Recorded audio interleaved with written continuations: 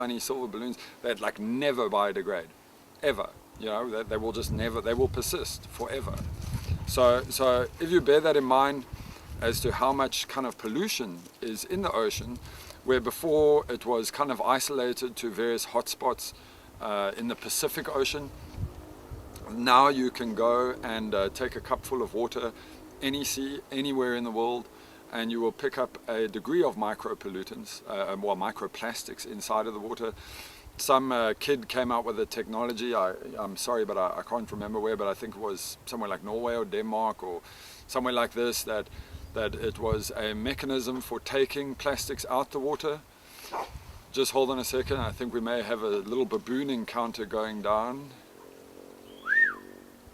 I think we better just pause. So okay, we're back.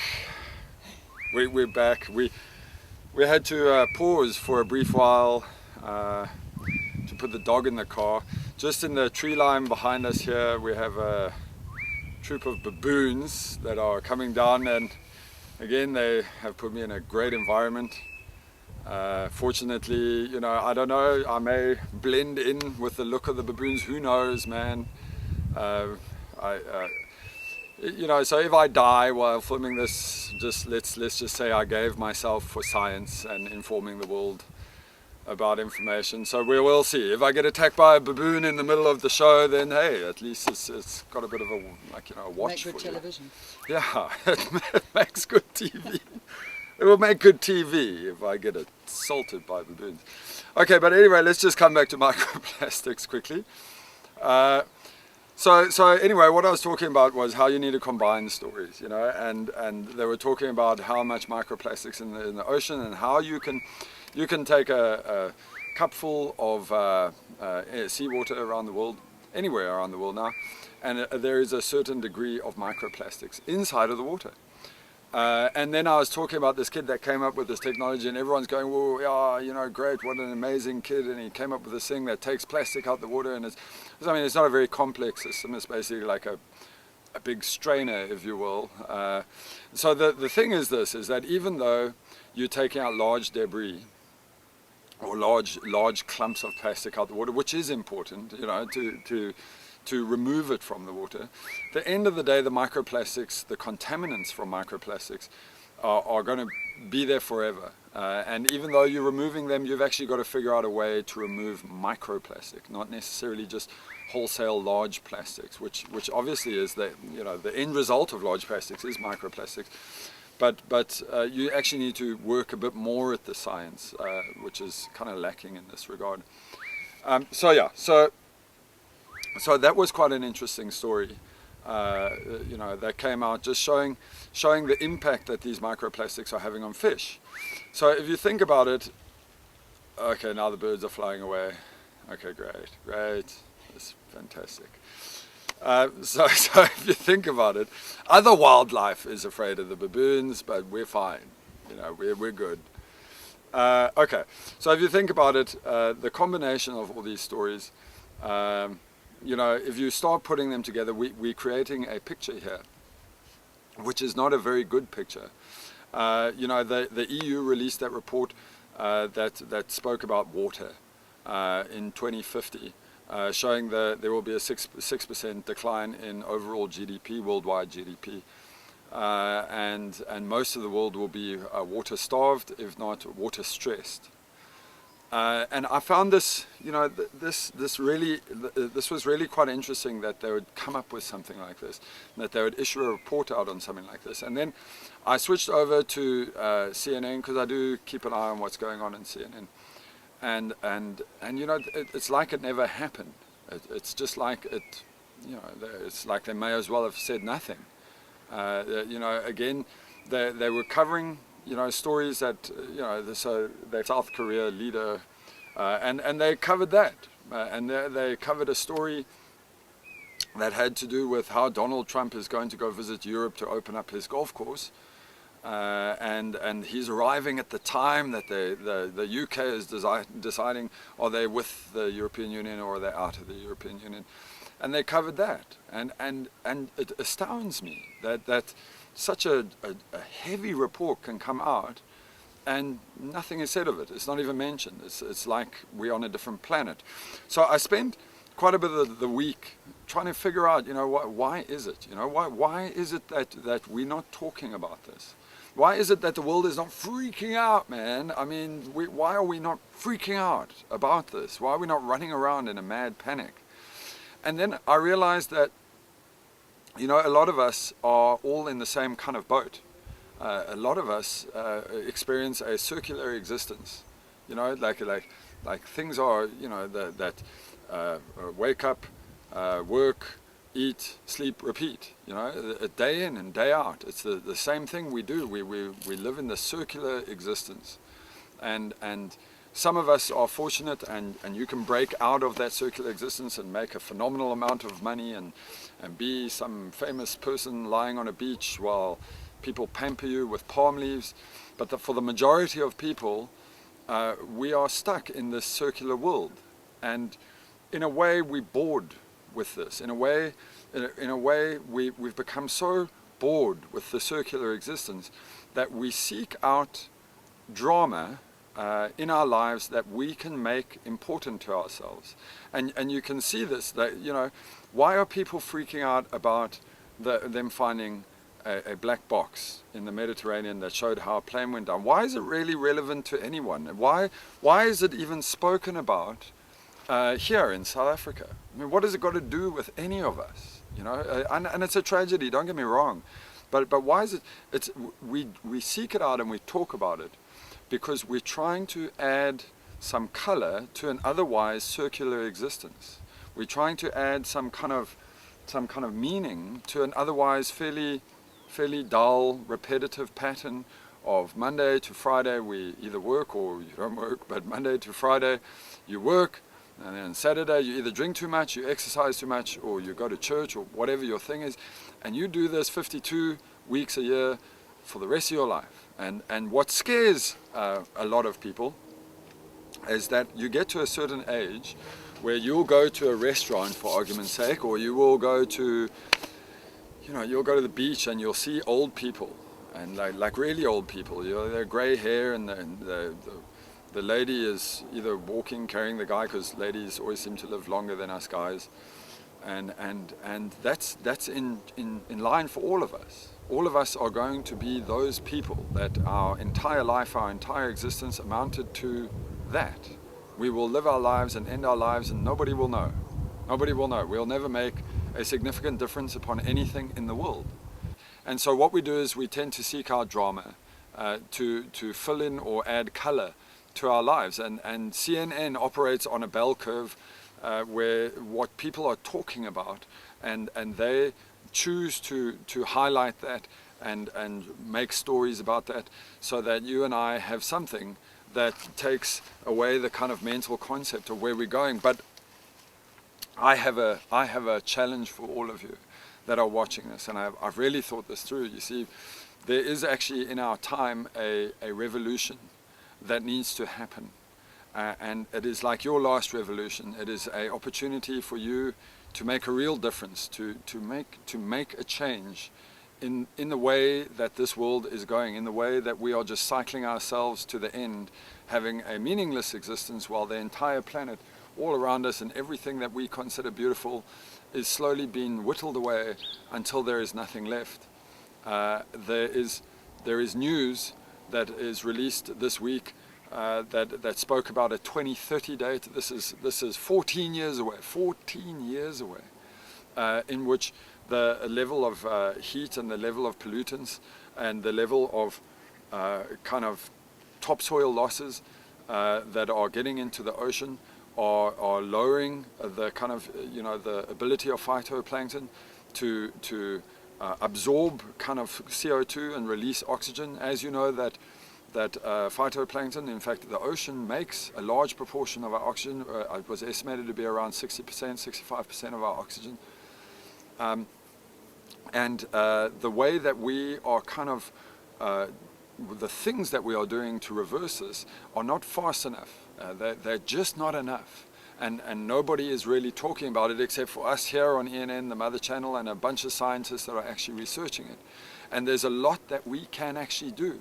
we can change the way that we are farming. A beautiful report got put out in Norway that was done by one of the world's leading experts on food and sustainable food practice. And the guy is an expert. He is the foremost authority that was basically saying the impacts of the way that we are farming and the net impacts that it is having on carbon dioxide emissions, the impacts that it's having on the viability of continued growth in terms of food markets, the deficiency of the nutrients that is coming out in food crops based on the way that we're working, the level of pesticides that are not only going into our soils but are also flowing into our oceans. And he talks about a concept which I really like. It's an ecological shift. He called it agroecology. That was his word, actually. So agroecology, he's talking about converting the kind of farming into a more agroecological basis, based upon sustainability, based upon concepts like that are coming out of various different fields. The organic farming, permaculture, and these are lessons that have already been well documented, well studied. It's basic concepts: keeping soil covered, allowing nutrients in the soil to be retained to the soil. Another story that came out this week that is very important, but also it shows you how they're starting to come together. It was based around the extinction rate of river kind of life when you're building hydropower or damming any water for that matter. So what they were showing was the level of extinction that occurs every time you build a hydro plant. Now, previously hydro plants were considered to be ecologically viable. They were considered to be a green mechanism, and it's true in that the method that they are generating power is a cleaner method for generating power, using the flow of the water to create the current. But what happens is, because they're building these monster-ass dams, and it's a persistent concept of dammed water, released water, pumped water, dammed water, released water. It's on and on. It's a cycle that goes. It wipes out everything inside of the water system below it, because there's no longer any nutrients inside the water. The sediment builds up, is sitting behind the dam. The kind of free movement of kind of foodstuffs and migration of fish life is completely stunted. And it's, the concepts that are starting to emerge and how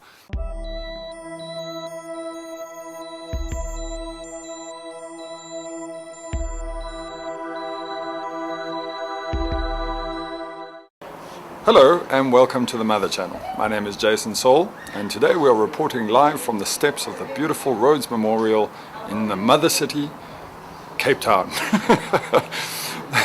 The Mother Channel is the channel that brings you the news, live interviews and current events that are happening around the world in terms of the environment, climate change and various other topics that are related to sustainability. One of the reasons why we're filming from here as opposed to our normal locations in the deep south or near the beach or in the beautiful rolling forests is that we're going to go watch a movie called Normal is Over, which is a movie that won numerous awards at the Cannes Film Festival. It's a strikingly good story and well done, well put together. And I urge you, if you have an opportunity, to go check it out, see what you think for yourself, and maybe post some reviews about what you think about it below.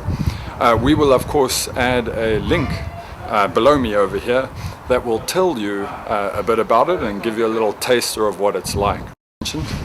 The first story, and probably one of the most important stories, is related to the sea levels and the rising of the sea, which has for a long period of time been used by global warming skeptics as an indicator of whether or not global warming is actually happening or not. Now, one of the problems being is they've started recording accurately from space, in this case, sea level rise since 1991. And for a long period of time, there'd only been an annual increase of roughly 3 millimeters per year.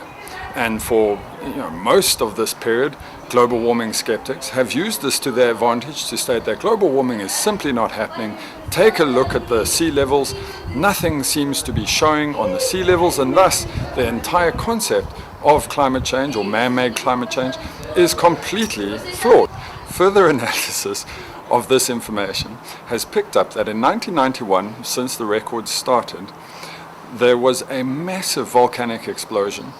In fact, one of the largest recorded since 1991, and the output of that volcanic ash actually caused a global sea level decrease. And so as a result, the starting block for this data was it started off on a low level, and thus it made a flaw, an ongoing flaw that was picked up inside of the information going forward. And they expect now that the events, or rather the chemical kind of the atmospheric makeup, has started to subside as a result of that volcanic activity. They expect to see a far more dramatic increase in the level of sea level that is happening at the moment. There has actually been a massive reduction in the amount of food being taken up by, in this case, humpback whales. They are one of the toothed kind of whale species. They go along with killer whales and dolphins, obviously. But humpback whales in specific, as part of their hunting kind of lines, they dive down deep below the ocean, they roll onto their side and they scoop up eels that formed a large proportion of their diet. They can hold their breath for 30 minutes, so it wasn't a big problem for them. But as they started studying, trying to see what would happen, they noticed that as ships were passing, that the whales were no longer able to scoop up the fish. They would actually pull out of their dive, and they've realized that either they're picking up the kind of transoceanic traffic as being a threat to them and pulling out their dive, or they are unable to accurately sense where the ground floor is in order for them to turn it over, scoop up their meal. And this is to a certain extent, whales have in a way adapted to the level of noise that is made by this kind of traffic. But this is the first study that goes to show that our impact upon whale species is actually having a longer term negative effect. It remains to be seen whether this impacts other species, but the study is still ongoing. In Croatia, a series of kind of events that took place that basically increased temperatures around the seas, around the oceans, basically caused the dieback of 10,000 fish. Now, this was a huge problem. Thousands of people flocked to the beaches, and they were stumbled across this insane sight where the whole ocean floor was just filled and filled and filled with thousands and thousands of fish dying. And this was a big problem. Obviously, it was a big smell. The authorities basically stepped in. They stopped people from picking up the fish. Obviously, they're poisonous because they've been sitting out in the sun. As it turns out, the water is too hot, and this hotness has basically caused massive oxygen drops inside of the water, which brought about the demise of fish. And the fish were basically trying to escape these zones of low oxygen, and this is what caused the event. Now, although they say it is a semi-natural event, it has never been recorded on this volume before. They have never seen the number of fish species like this before. Very similar event happened just later this week, but this time in Tanzania. And I think what you're actually starting to see is the impact of greater temperatures on the surface of various lakes, closed bodies, and obviously the ocean, and it's starting to play its role. Fourth story, I brought this up. This was in relation to a release that we did. We were talking about microplastics, but at the same time, we also had a discussion about renewable energy. And I went on and on about how China was playing a big role towards, they had an ambition, the termite mind, that basically once it focuses on getting rid of climate change or getting rid of their emissions, that everything kind of just focuses on that and they start acting upon it. Of interest, China, just almost 2 days after I issued that report, issued their statement basically saying that they intend to have 1/5, 20% of their entire energy requirements completely off-grid by 2030. Now this is a big undertaking. They intend to do it by wind. At the moment, just to show you the kind of extent that they're doing, at the moment China is powered 147 megawatts of their supply from wind combined. That is larger and more power than what they're doing in the entire area of Europe, the entire area of the United States in terms of wind power. China has also gone ahead and said that this is just the beginning. They're going to try and do more, but adding photovoltaics in their case. And it just goes to show you that when you have a concerted mind driven on the point, getting rid of these harmful emissions caused by coal-fired power stations, nuclear power stations, that you can actually do it, that it is achievable. And not only is it achievable, it's achievable by large economies. We also have to weigh this up with the fact, though, that China basically produces roughly 70% of the world's global emissions in terms of carbon and CO2 emissions and methane, and they cause a lot of damage, but it's a really good step on their behalf, something that they've taken forward and something that we're really impressed about here on the Mother Channel. Our final story is in relation to an event that came out in the United States, and I find this quite ironic because we did cover microplastics and other chemical pollutants that were entering the waterways. Well, in the United States, a new study that's been done has found that there's a kind of toxin, or rather a chemical called PFAS. You can go Google it. As I said, I'll add the link below us. And what it is industrial chemicals that are used in the washing process, also in the manufacture of various bags, manufacturing of different kind of industrial components, often used as a fire kind of retardant in terms of airports and military bases, etc. And they found that roughly 6 million American people are affected by this phenomenon of increased toxins inside of the water, increased chemicals inside of the water, and it's having a long-term negative effect. It can cause obesity, cause cancer, and obviously have various other genetic effects that can impact upon the populace. And this just goes hand in hand with that kind of story that we did about microplastics, where we're talking about how we don't really take care of our groundwater, how we don't take care of our waterways, and how the runoff of chemicals is starting to have an impact on people. And here you have a prime example, a study done by MIT in relation to the amount of kind of toxins and chemicals inside the water is now not only detectable, but they believe that the effects may be wider spread, meaning that it's, in this case, it goes across 33 states, but they believe it may be wider spread than that. They believe it may be impacting more people, and that the events or the effects of it are yet to be seen, but it is unacceptably high, and there's very, very little that they can actually do about it. This is water that is done, goes back into the kind of estuaries, goes back into the underground aquifers, and is drawn up for use by the municipalities or the councils in order to provide drinking water. And there's nothing you can do in terms of neutralizing the chemicals in it, and thus it brings about a massive problem in terms of drinking supply. Now, you'll probably find, in my opinion, that since it's having a direct impact upon people, that you might find that the municipalities or the councils or the government, they act a lot faster.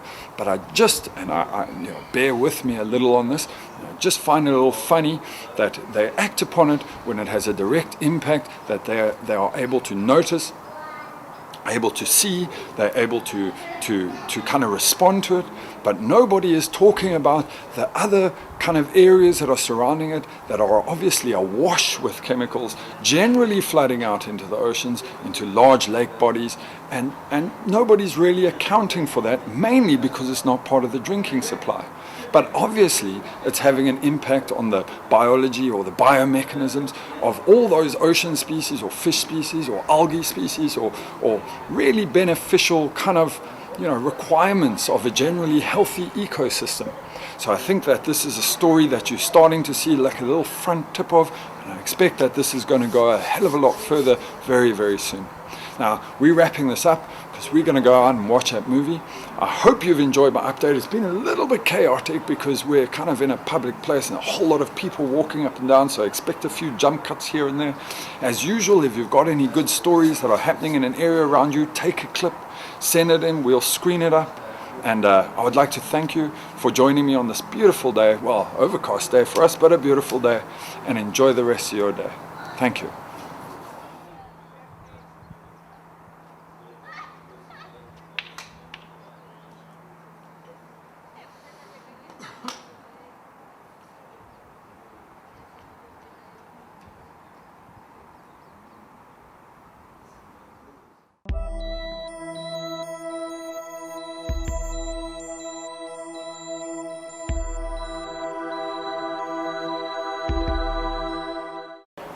Hello and welcome to the Mother Channel. My name is Jason Saul and today we are reporting live from the steps of the beautiful Rhodes Memorial in the Mother City, Cape Town.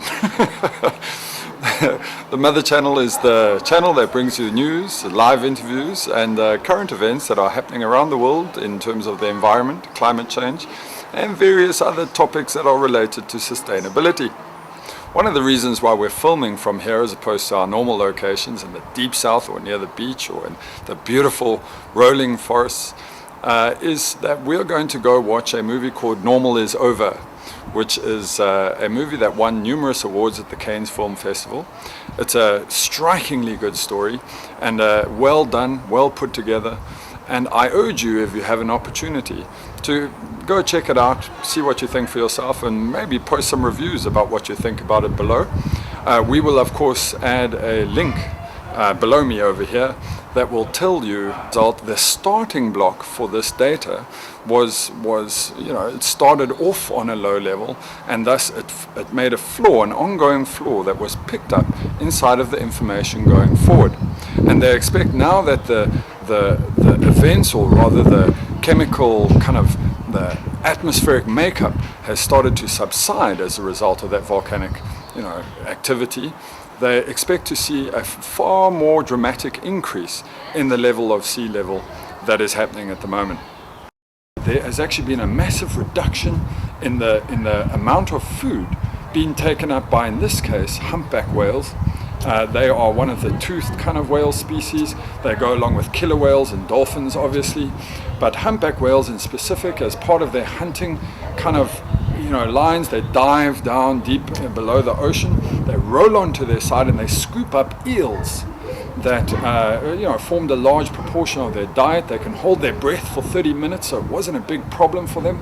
But as they started studying, trying to see what would happen, they noticed that as ships were passing, that the whales were no longer able to scoop up the fish. They would actually pull out of their dive, and they've realized that either they're picking up the kind of transoceanic traffic as being a threat to them and pulling out their dive, or they are unable to accurately sense where the ground floor is in order for them to turn it over, scoop up their meal. And this is to a certain extent, whales have in a way adapted to the level of noise that is made by this kind of traffic. But this is the first study that goes to show that our impact upon whale species is actually having a longer term negative effect.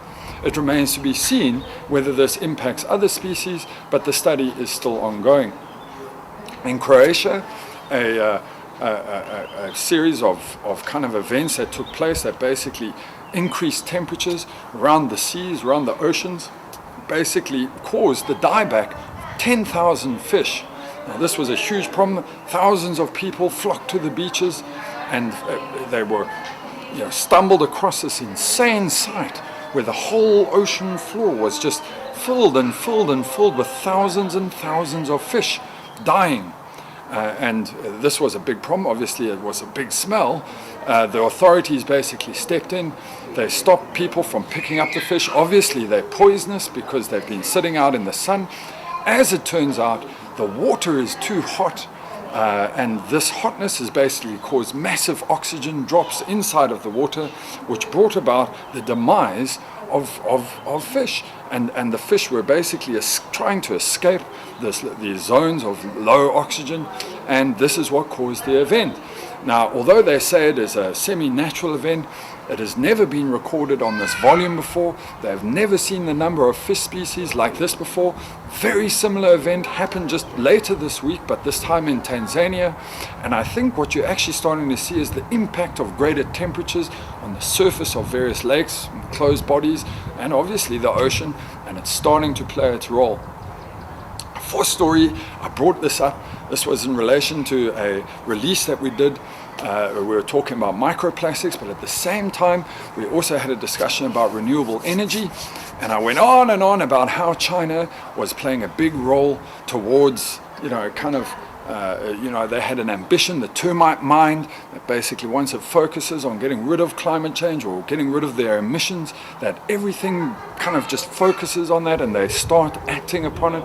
Of interest, China just almost 2 days after I issued that report, issued their statement basically saying that they intend to have 1/5, 20% of their entire energy requirements completely off-grid by 2030. Now this is a big undertaking. They intend to do it by wind.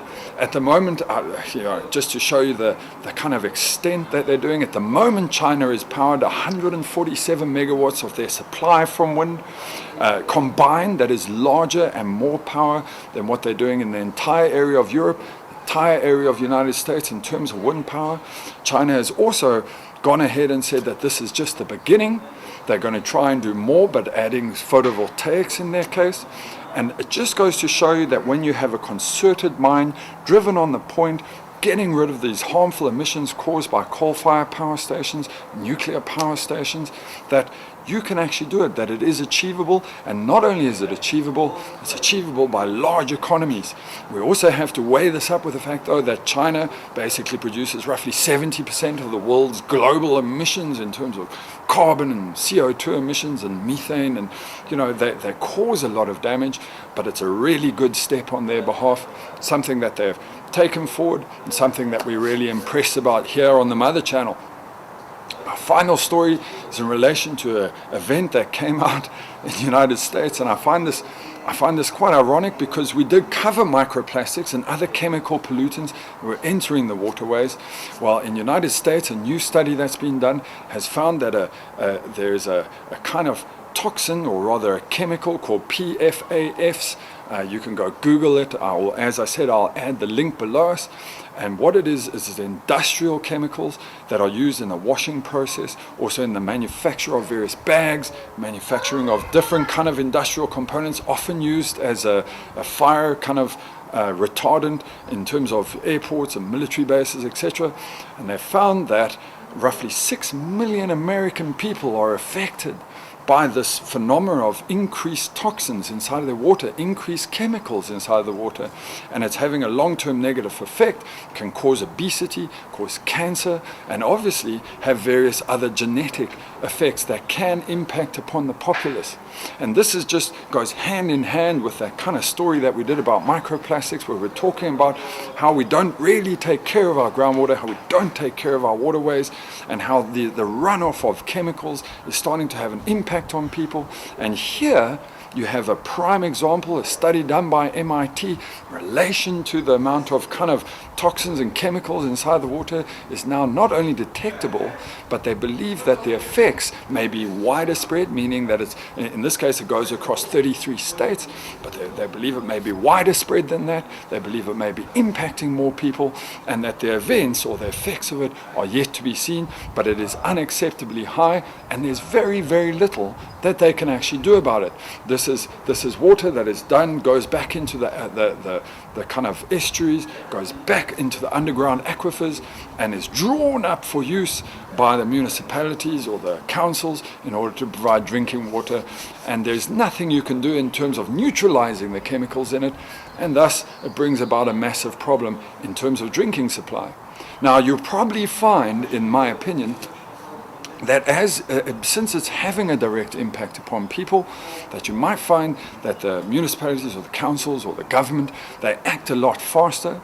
But I bear with me a little on this, I just find it a little funny that they act upon it when it has a direct impact, that they are able to notice, able to see, they're able to kind of respond to it, but nobody is talking about the other kind of areas that are surrounding it that are obviously awash with chemicals, generally flooding out into the oceans, into large lake bodies, and nobody's really accounting for that, mainly because it's not part of the drinking supply. But obviously it's having an impact on the biology or the biomechanisms of all those ocean species or fish species or algae species or really beneficial kind of requirements of a generally healthy ecosystem. So I think that this is a story that you're starting to see like a little front tip of, and I expect that this is going to go a hell of a lot further very, very soon. Now, we're wrapping this up because because we're going to go out and watch that movie. I hope you've enjoyed my update. It's been a little bit chaotic because we're kind of in a public place and a whole lot of people walking up and down, so expect a few jump cuts here and there. As usual, if you've got any good stories that are happening in an area around you, take a clip, send it in, we'll screen it up. And I would like to thank you for joining me on this beautiful day, well, overcast day for us, but a beautiful day, and enjoy the rest of your day. Thank you.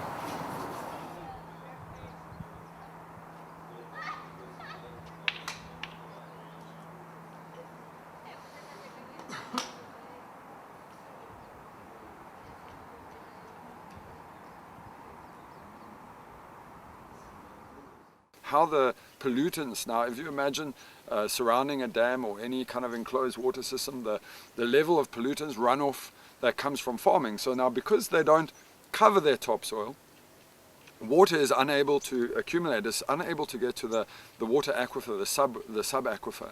And it's also not retained in the topsoil for other organisms to use. So what happens is there's a lot of runoff caused going into various different dams. Now you have a farmer, and what the farmer does is he's got an issue with some bug or some other whatever bug, and he goes and sprays his crops with pesticides. You see them, they're dusting, and that runoff of the poisons or the pesticides goes into the water system. From the water system, all rivers flow to the sea, and what's happening is you're having a huge, almost like a source of poison, where before you would have these seawater nurseries, or what they call estuaries, these large mouths in which there was a mixture between seawater and fresh water, and it would be like a nursery for many different kinds of fish. And now all it is becoming is it's poisoning different kinds of fish. You've got fish larvae that has been impacted by microplastics. You've got huge amounts of pesticides pouring out into the oceans, and all of this is starting to have an overall effect of which we're seeing. And a good example of our overall effect is, I don't remember about last month, we reported on India having a 51-degree temperature. Well, India this month again broke its new record. So it's actually climbed above itself. So it was 52.6 degrees. So the impacts of what we're doing, even though it's not happening here in this beautiful place, or you may be sitting wherever you are watching this, it is happening. They lost, the Indonesian chain lost 5 islands. They're completely submerged. They're underwater. The impacts of what we are doing is starting to be easily discoverable. It's no longer groundbreaking scientific research that comes out. Now I'll tell you, this is a little bit complicated what I'm going to say now about this report that was based on anti-global warming kind of skeptics, or global warming skeptics rather. They always claimed that one of their big kind of bullets that they always used to fire was so boring, listening to them go on and on, like trying to dredge up science that has been long, kind of solved. But anyway, one of their things was they were saying, look, if you look at the Arctic, and you see like the Arctic looks, is got a certain kind of pattern and a lot of collection of pollution, a lot of collection of carbon dioxide, and there is water runoff obviously that's happening in the Arctic, and it's viable and visible, and we can report on this. Oh my lord. No, don't worry, Joe. Okay, all right, sorry, I'm just watching the wildlife behind us just like freaking out, but we're fine. The wildlife is freaking out, but we're okay. So I'm really okay. But then they always so then they always pointed to Antarctica. And they said, ha, but look there, in Antarctica, you're not seeing any of this. Goes to show you that carbon dioxide how can carbon dioxide only be having effect in the Arctic? It's not happening in the Antarctica, and therefore it cannot be carbon dioxide or global warming based on carbon dioxide. It cannot be like this. And so, again, inside of this week, another report was issued as to why Antarctica is not showing any signs of kind of melt. Well, the same degree of melt, there is still obviously melt. And what was proven was that the water temperature at the top is increasing, but because Antarctica has deeper kind of chasms all around us, much deeper water, they've got ancient freezing water that's been sitting without contact with sunlight for hundreds of thousands of years, and that water is being lifted to the surface. So as the top water heats up, it lowers the pressure, the groundwater starts to rise up to the surface, makes like a bit of a convection, but with that it brings a whole new cooling into that area. It's actually keeping the bottom of Antarctica cool. It's keeping the seas around Antarctica cool. Now, obviously, there is a life span to how long it can do this, because even, you know, it's not an endless supply of ancient water, but there is a convectional layer that's happening, that's a thermal layer if you want, that's allowing the cooling impact of that water to be raised to the surface, and therefore is protecting Antarctica. Now, the joke of this whole thing is that if you think about it, there was always going to be a logical reason. People that are around you that are, you know, global warming skeptics or climate change skeptics, whatever you want to call them, they will always try and latch on to something else, like something else, you know. And every time they've latched onto something, we had the heat island effect, we had solar radiation effect, we had the, I mean, they're always trying to latch onto something, because if you accept that the climate change is a really real event, I mean, take a look at just where we are. I mean, we're in the middle of winter, and it's kind of like a heat wave here. The UK is having floods and cold temperatures, and Europe as well. And it's record lows that are happening in Europe. And yet here we are, and we're still debating the science. You know, anybody that is coming up with a concept that, you know, that says anything that climate change is bullshit, because you've just got to stop listening. You've got to actually just tune your brain out, because they actually have no idea what they're talking about. And for every argument they keep bringing against it, in a matter of months, that argument is torn to pieces, scientifically torn to pieces, and refuted. So it's a waste of time, it's a waste of energy. And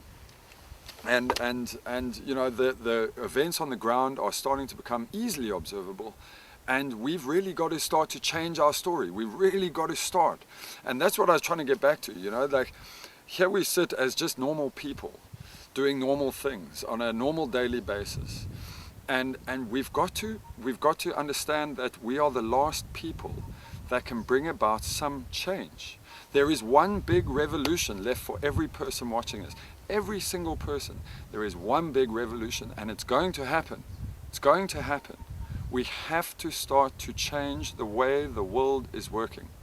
And the only way we are going to do this is when we start to talk about it, when we bring it up to mainstream media, when we apply pressure on politicians to start to change the way your countries are being run. And until politicians are started to be vetted, not on, hey, I'll give you all great jobs and we'll stop buying from China, and until they are vetted on their green credentials, their credentials to build a sustainable future for your country, for your kids, for your grandchildren, until that happens, nothing is going to change. The power that be will continue to vest ourselves in oil, gas, fracking, any source of easy power, any source of easy money.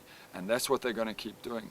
But the revolution is real. It's happening now. You need to join in. You need to join us on ENN. Why am I the only guy talking on ENN? Why hasn't some guy in the United States, or some guy in UK, or some guy in Australia, or some guy in China, wherever, sent in a clip exactly like my clip explaining what's going on in China? Let's find out what's going on in China, what's going on in the United States. Start reporting on events that are happening around you. Let's bring those events, let's make it part of the mainstream media, and together we can actually start to change the world. That's about all that I've got for you today. Remember, we are looking for people to submit stories. I've just covered that. The baboons are starting to worry me a little, so I think I'm probably going to split really fast any moment now. So without further ado, I hope you guys have a great week. I'll chat to you probably in the middle of this week again, and maybe again at the end of the weekend. So have a great week, have a great day, and I'll see you later.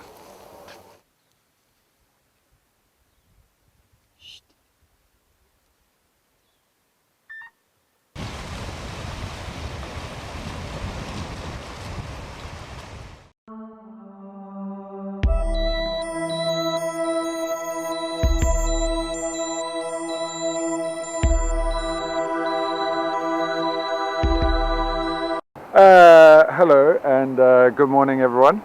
My name is Jason Saul. I'm reporting live for the Environmental News Network, coming to you from the Mother Channel.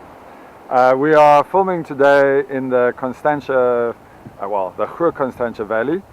As you can see behind me, it's that backdrop that is absolutely beautiful, and last time we were here was filled with baboons. So our producers seem to think that since I was not attacked last time, that it is a fairly safe location.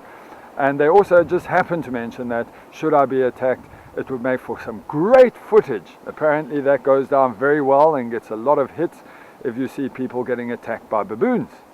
So I'm going to cover a couple of stories today, and then I'm going to revert back to a little kind of line that I think we need to start talking about. The first stories are related, in fact they're closely related, and it's something that all of you can actually pick up on. There was a study that was recently done in the Arctic relating to the volume of methane that is still trapped within the Arctic. Now they estimate that roughly 1,000 gigatons of methane is trapped under the permafrost within the Arctic. The good news about this is, for the moment, it appears that it is remaining stable. In other words, there's not a lot of leaking of either methane or carbon dioxide, because certain processes take place that will either strip the water down and put it into the riverways, into the runways, and it will actually convert it to a carbon dioxide as opposed to a methane. But for the moment, they appear to be remaining stable while the temperature remains consistent. Now, scientists have been concerned about this mainly because they have picked up sporadic, so meaning like they've picked up increase in temperatures, daily increase in temperatures, but overall the net impact that it's have on climate, which is the big difference between weather and climate. Weather is something that happens in a short space of time, like what is the weather today? It's windy and middle of winter, whereas climate is the averaged conditions over a long period of time. So anyway, this has been happening, and because the climate has remained still, even though it's climbing, it's still remained within what is considered tolerable to keep it in a permafrost condition, it's still stable, which is good news. However, if you then consider a report that came out from Alaska regarding a phenomena that they're calling watermelon snow or pink snow, I think the two are actually related, and here's why. Okay, pink snow is basically a buildup of algae, so algae and certain bacteria that eat kind of vegetation matter and things that were trapped underneath the snow. And as a result of their eating of these things, their bodies discolor, and it creates the effect, what is called pink snow.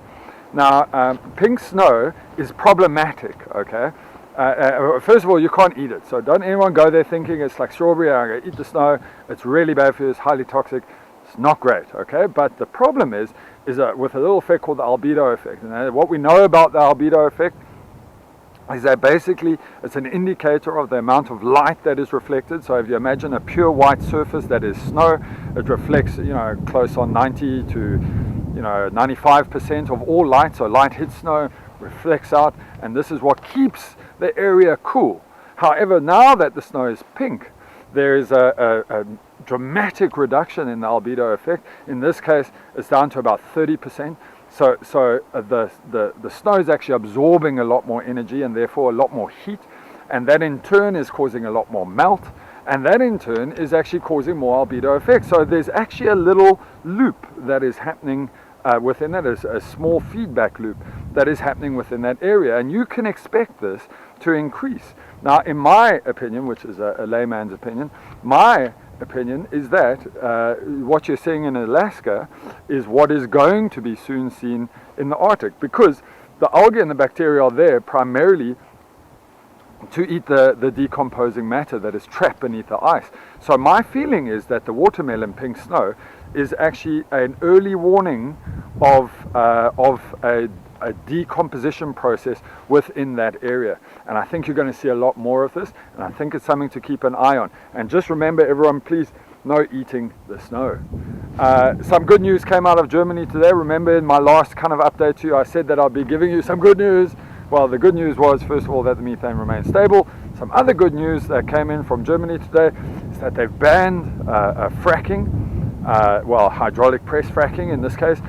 That now it has no direct impact upon their oil and kind of refining kind of stuff that they're doing. They will still continue with oil and refining, but for the meantime, they have completely banned all fracking, which is a great step forward for Germany.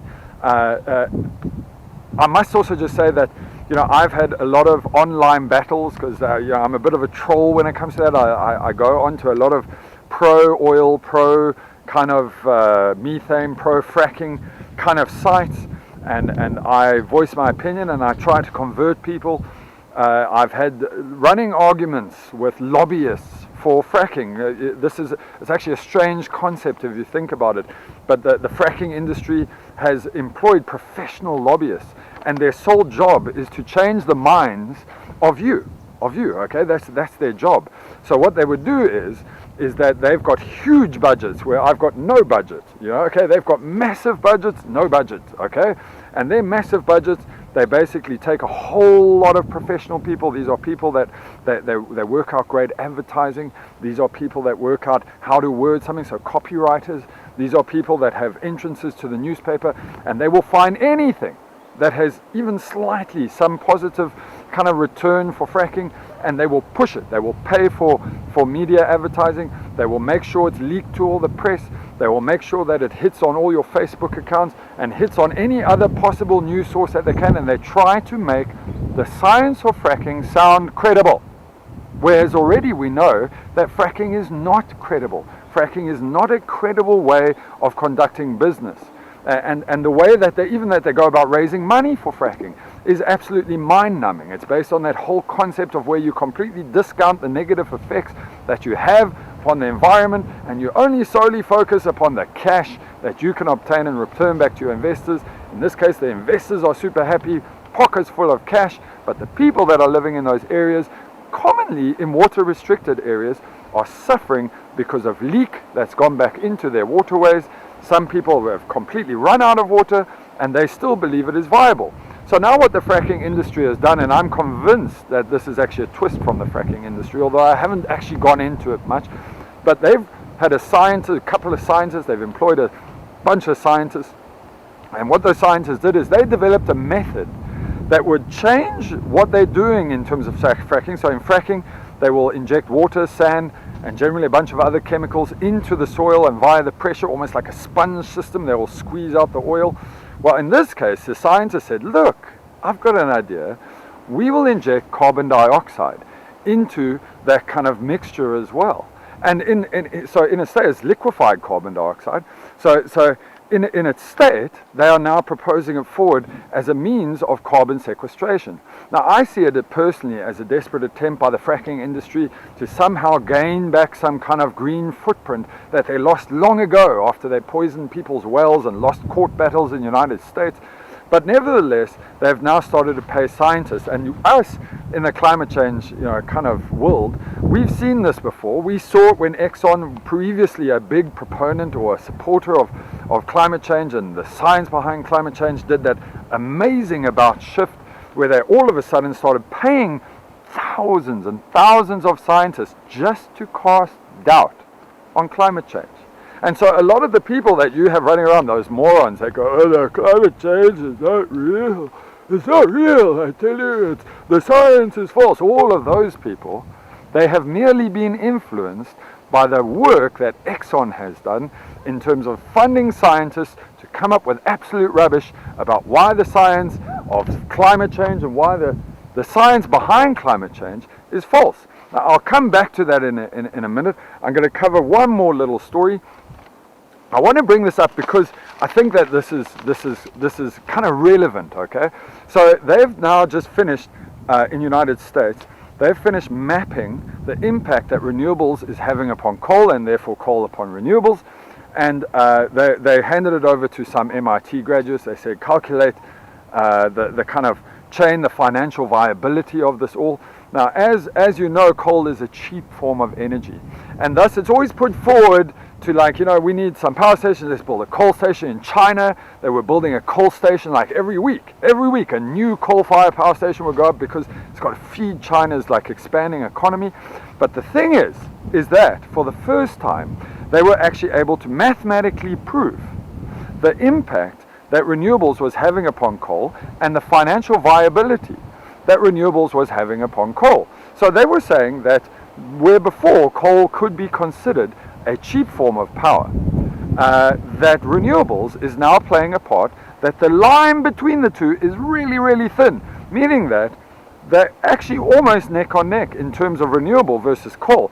Now, renewable as based in the US is considerably more expensive than everywhere else because they've got I don't know why, but it's much more expensive by comparison to here in South Africa. In South Africa, we produce renewable energy at a really cheap rate, whereas in the United States it seems to be dramatically more expensive. Not sure why, but the point is that if you go, there was a study done by a hackathon group, which I like, that was basically, they produced a coal map. So if you go online, you go Google coal map, you will see the impacts and the studies that were done in this regard. And you will see very clearly that the one missing point that they did from this whole mixture is the same missing point that they've done in Germany, that they've also just done now, where they've completely excluded the byproduct of coal, which is carbon dioxide. So inside of their calculations, again, like any industry, like the methane industry, like the fracking industry, they completely ignore the impact that their industry has upon the environment. So they say, hey, it's like nothing. Hey man, we just produce all this coal, this carbon dioxide goes up into the air. And sulfur. and sulfur goes up into the air. But it's okay. It's okay because there's the return for our investors. And this is again what we touched upon last week.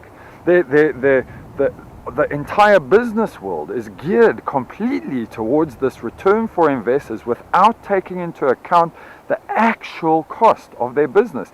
And I find that mathematically flawed. I don't know. I'm not even a math whiz, and I find it mathematically flawed. How is it that you can develop a business model, a business concept, business idea, a business that basically goes around destroying the environment for the majority of the planet, destroys the Great Barrier Reef, is intending to wipe out fish populations, but somehow there is absolutely no feedback onto you as a result of having a pathetically destructive business like this? How is it that when you form your business model, you don't take into account the removal of the toxins that you produce as part of that same business model?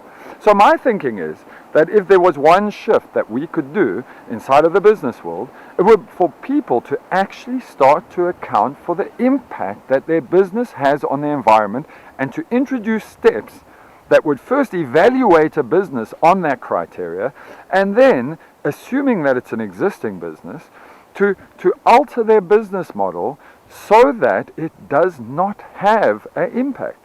And this can be a tiny business, this can be a giant business. If you take a look at businesses that have no real kind of like their paper trail businesses, like insurance, or like cell phone networks, or like whatever, like businesses that aren't really directly involved with mining or industry or destruction.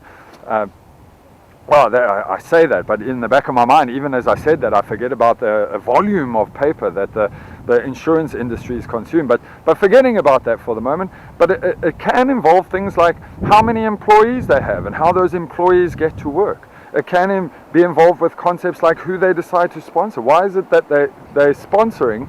Why are they sponsoring concepts and ideas like horse shows? Like there's a horse show.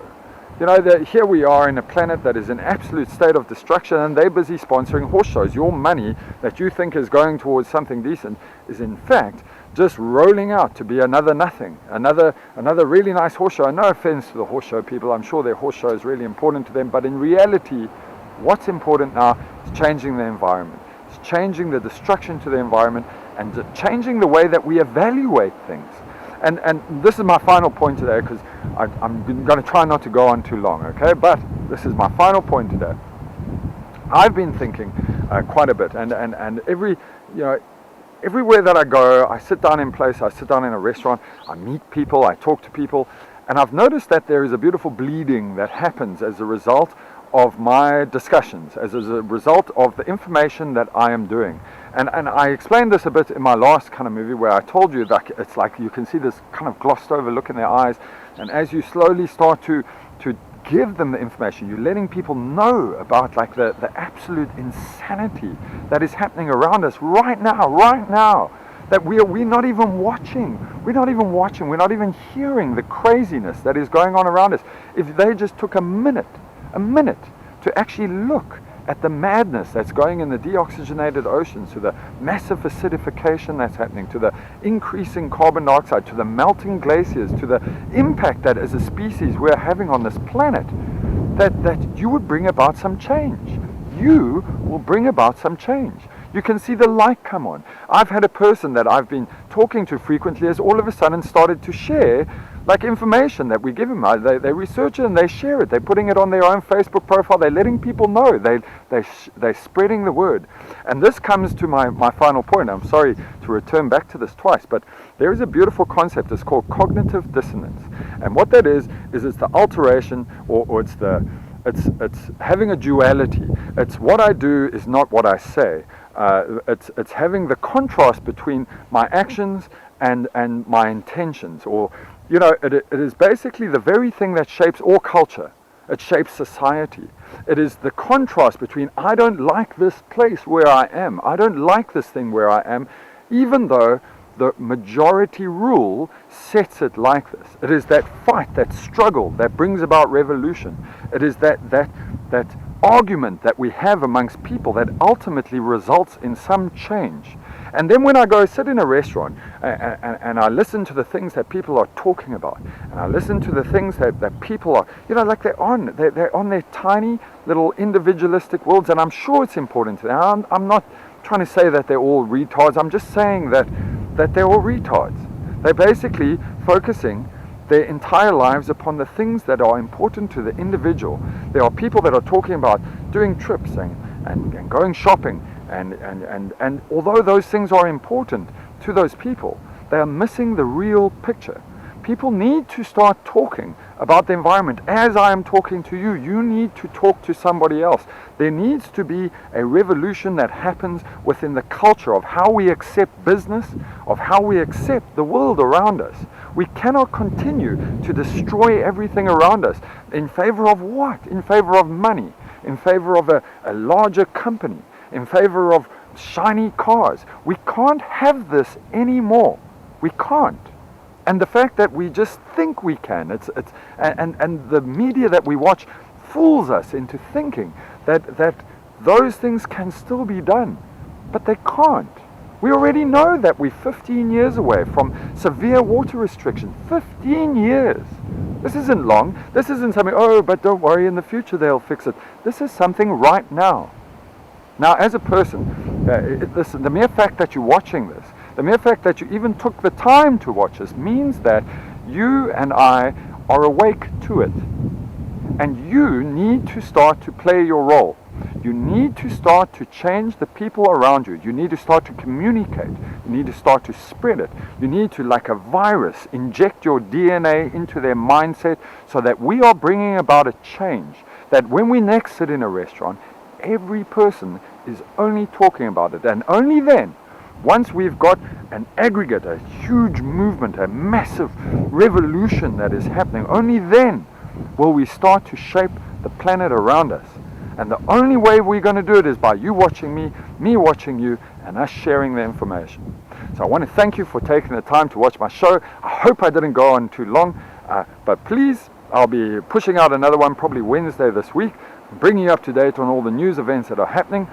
It's a beautiful day here in Cape Town, and I hope you're going to have a beautiful day wherever you are. Thank you, and enjoy your day.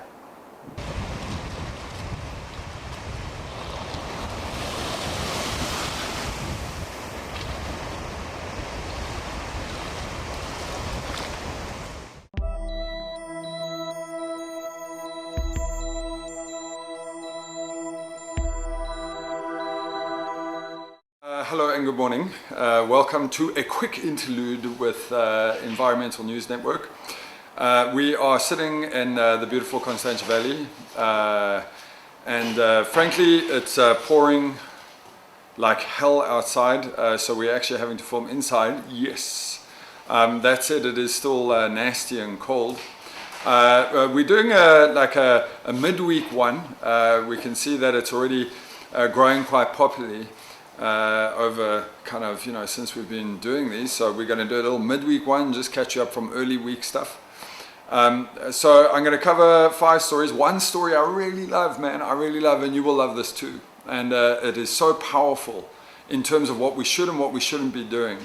So the first story that I'm going to cover is just something that irritates the hell out of me.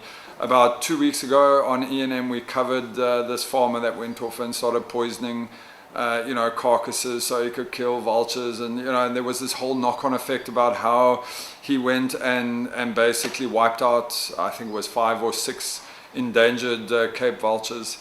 Well, now it turns out we've got another genius farmer, and don't get me wrong, I'm not trying to be negative or nasty about farmers, but frankly, I mean, they've got to start just working with nature just a little bit, and here we've got in the Namibian desert, there's a certain species of lion, and it's a normal lion in terms of its genus, but it's adapted specifically for the desert environment.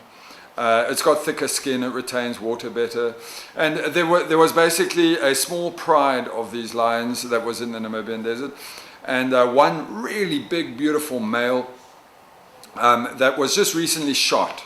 By some idiot farmer, because maybe it took a cow, or it took a sheep, or it took some creature, but at the end of the day, he's basically made those specific brand of desert lions completely extinct in that area. In fact, that was the last of the desert lions in that area. So for forever now, unless reintroduced from some other area, but forever, there will never, ever, ever in the history of the world be another lion going back into that area. They're gone. They're extinct. And this guy just shot the last one. So kudos to him. Thanks for destroying more of our beautiful cat species. It irritates me. I hope it irritates you. It's time to let these farmers know that they've got to stop doing things like this. Norway is basically leading the pack in terms of ensuring that forests are protected, not only in Norway, but they're the first country in the world to officially ban not only deforestation within Norway, but in addition to it, all products that are linked to deforestation. And that's very interesting, because they're not just attacking the area that's surrounding them. As you know, Norway's got beautiful natural forests. But in addition to it, they're banning the importing of any substances that are linked to deforestation. And this is a big first step. They're the first country to do this. So congratulations, Norway. They've done some amazing things before this. They contributed $1 billion to Brazil to restore rainforests. Just recently, they've contributed $250 million, $250 million to Guyana in relation to their reforestation efforts. These South American countries, they've got a lot of natural forests. Norway is playing a big part in ensuring that those forests remain natural.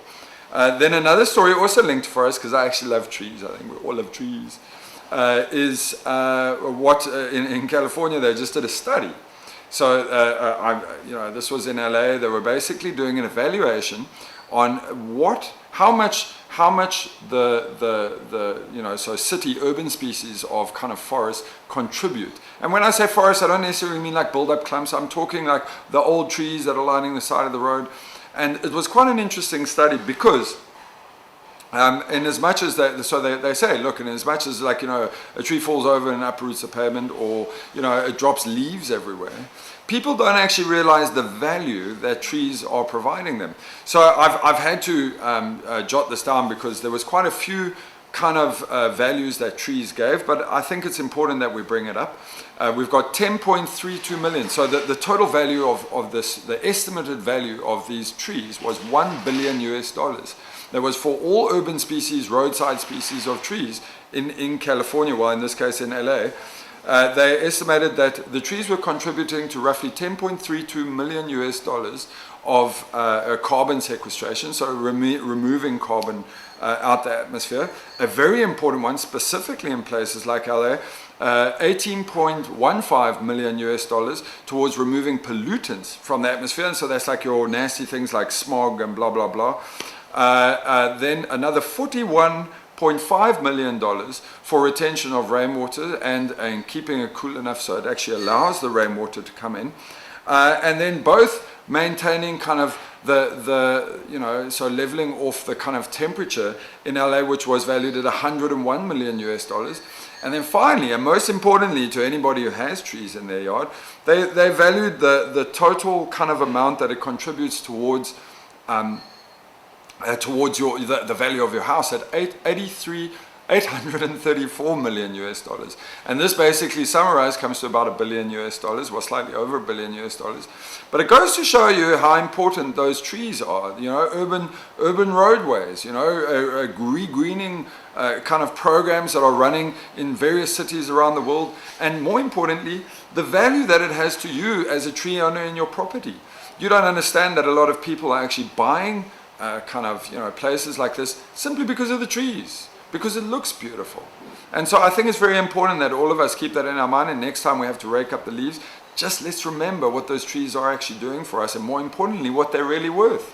So now I'm going to come to my last story, because I love this story. This is like a phenomenal story. If you only do one thing today, I really want you to share this one story. You sit down at a table, and you share this story, okay? This is so important. Because in about 2 years ago, Chile was in a real power problem. Okay, they had no power, they had no kind of the electricity, so their grid was stressed, it was under massive strain. And they were facing soaring power costs. So as people in Chile, they were facing these massive power costs, and things were really rather miserable. And then the government was kind of split. Should we go nuclear or should we go renewable? And this was a big debate that raged inside of their parliament for a long period of time. And obviously, the usual kind of nuclear lobbies try to play their part and convince and bribe and corrupt, and the usual kind of stuff that goes around nuclear power, trying to convince people that it's still viable. But for some reason, Chile actually took another road. They said, hey, listen, you know what, we're going to go PV. And they started building off, I think it was 264 gigawatts of PV. PV is photovoltaic, so solar panels, solar modules, big solar farms. And they've got 15 primary suppliers of these big solar farms sitting around the country. And all of these farms basically feed and contribute directly into grid. And in a way, they liberated the grid. And this is an important phrase. I'm going to come back to this, okay? This is an important phrase. But in a nutshell, what's really happened is they noticed in the first year of operation that they roughly got 119 days where the amount of energy consumed versus the amount that they were creating reached zero, meaning the value of that energy was zero. And so they, for 119 days of the first year of operation, they gave away electricity. It was free. Now we're sitting midway through this year. They're already on 194 days where they've basically achieved zero parity, meaning that they're producing more power than they are consuming. Now, this is important because it has massive impacts, considering that Chile is actually still in process of building another, I think it's 164 gigawatts of solar. So Chile will be, without question, outside of Germany, which sporadically goes to zero. Chile may be the first off-grid country entirely. And yes, they've solved the whole storage. Oh, you can't have solar panels because it can't be stored. They've solved it. It's solved. It's in operation. People are not paying for power. And that's the true beauty of renewable energy. Renewable energy is free. It's power from the sun. And it just comes out, and once you've achieved a zero parity, meaning that you're producing more than you're using, it's free. Costs you nothing. But the genius of the Chilean government here was to say, you know what, we're not going to retain that and still bill the clients. We're actually going to give it away. And they zeroed people's bills because that's the power of renewable energy. Now, the important thing here, and I wanted to come back to this, was having an open grid. You see, in South Africa, the country I live, they've given away a sole producer license to a company here called Eskom that is in so many backhanded, dirty deals to buy coal with various companies and planning crazy-ass nuclear concepts because they are an ingrained kind of component of some sick system that used to be. In a way, Eskom has allowed us to feed back to grid, but it is not viable for a small consumer, you in your house, you can go off grid with your batteries, but you can't feed back into grid. And they do their own solar farms, but solely with the objective of charging people. Now, in a country like South Africa, where we have 1,600 kind of watts of energy per square meter, so we've got a great energy density here in South Africa, and places like Chile, it is so completely viable for us that we can actually get rid of our grid completely. But the first thing that has to happen is the political will behind it, is the urgency of people forcing the governments that be, the power providers that be, to free the grid. Let us put in our solar panels and push power back into the grid and leave us alone. Stop with these ridiculous concepts of how much little money that we've still got to pay. Because here in South Africa, they've got incentive schemes.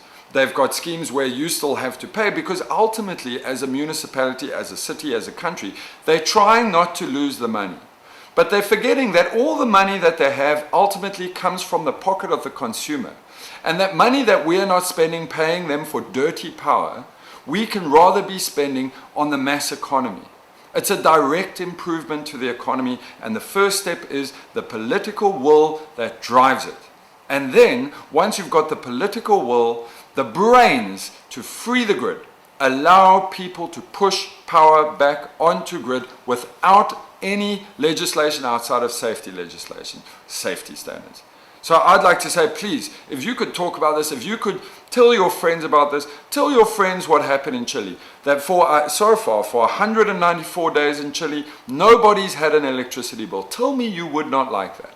Who wouldn't like that? Which company wouldn't like that? Which company that is sweating under power bills wouldn't love to get a zero electricity bill and a bit of bonus from not having to pay some centralized provider for dirty power? We can do this. We can make this happen, but it takes us talking about it and applying power. And that really is the summary of what I wanted to do for the week. But also, more importantly, it is also the principle of what ENN is. I would love to talk to people in Chile. If anyone in Chile is watching this, I'd love to do like a little interview with you. Hell, interview yourself. Send in your story. Let us hear what you got to say. Let us experience what it is like to be where you are. But more importantly, let us know. Let's start taking this conversation of how we can save this planet, and how we can save money, and how we can save lives ultimately, and species if farmers stop shooting the things. But how we can put this all together and make a change in this planet. Together we can do this. Share this. Let us know if you're going to participate and join the conversation. I'd like to thank you for your time and watching ENN. I'm going to go back to my freezing kind of winter's day, but I hope wherever you are, you're having a great day, and thanks for watching.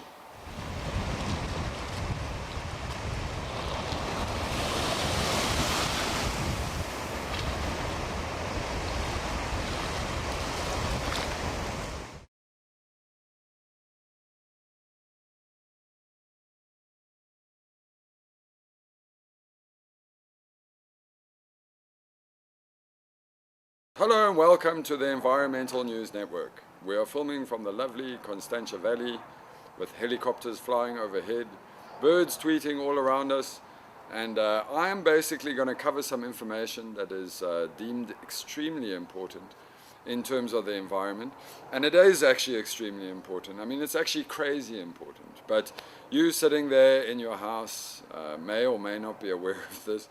But it is actually so important that we've gone out of our way just to reiterate certain points of this. So the story actually starts a long time ago, but the part that I'm going to start with is the Great Barrier Reef, which was the first kind of point that it started becoming to everyone's attention. As some of you may or may not have heard, the Great Barrier Reef has been in slow decline over a period of time. And what is known as coral bleaching, which is basically this beautiful, lovely, luscious coral, it basically bleaches into this dull gray or dull white kind of shade due to lack of nutrients and ocean acidification. So a report was released roughly about 3 weeks ago, in which it's the most comprehensive study ever done on the reef, which they're saying that roughly 83% of the Great Barrier Reef is now dead. The question is whether or not, well, it's the top surface, remember that. The question is whether or not the Great Barrier Reef will be able to recover from such an event. And it is deemed extremely unlikely that the Great Barrier Reef is going to be able to recover. So as a result of this, people have taken some dramatic steps. They've basically gone and they're looking at doing things that neutralize the pH content of the top surface of the water in an attempt to basically remove the acidification problem that is causing the bleaching on the Great Barrier Reef. The problem really is, though, is that what's happening on the Great Barrier Reef is not a micro problem. So it's not a local problem.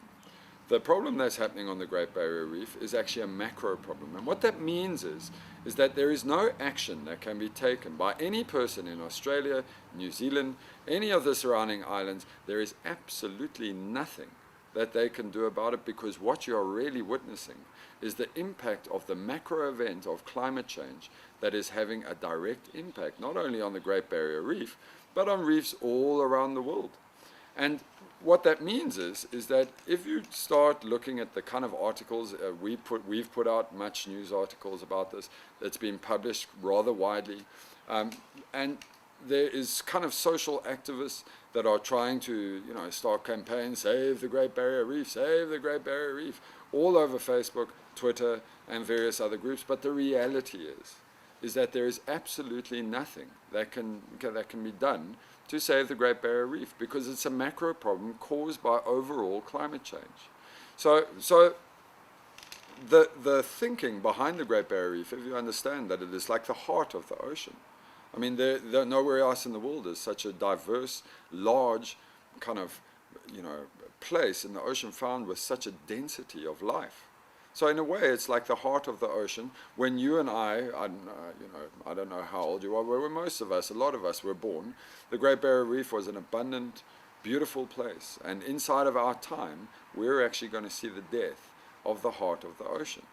And, no social activism is going to stop it.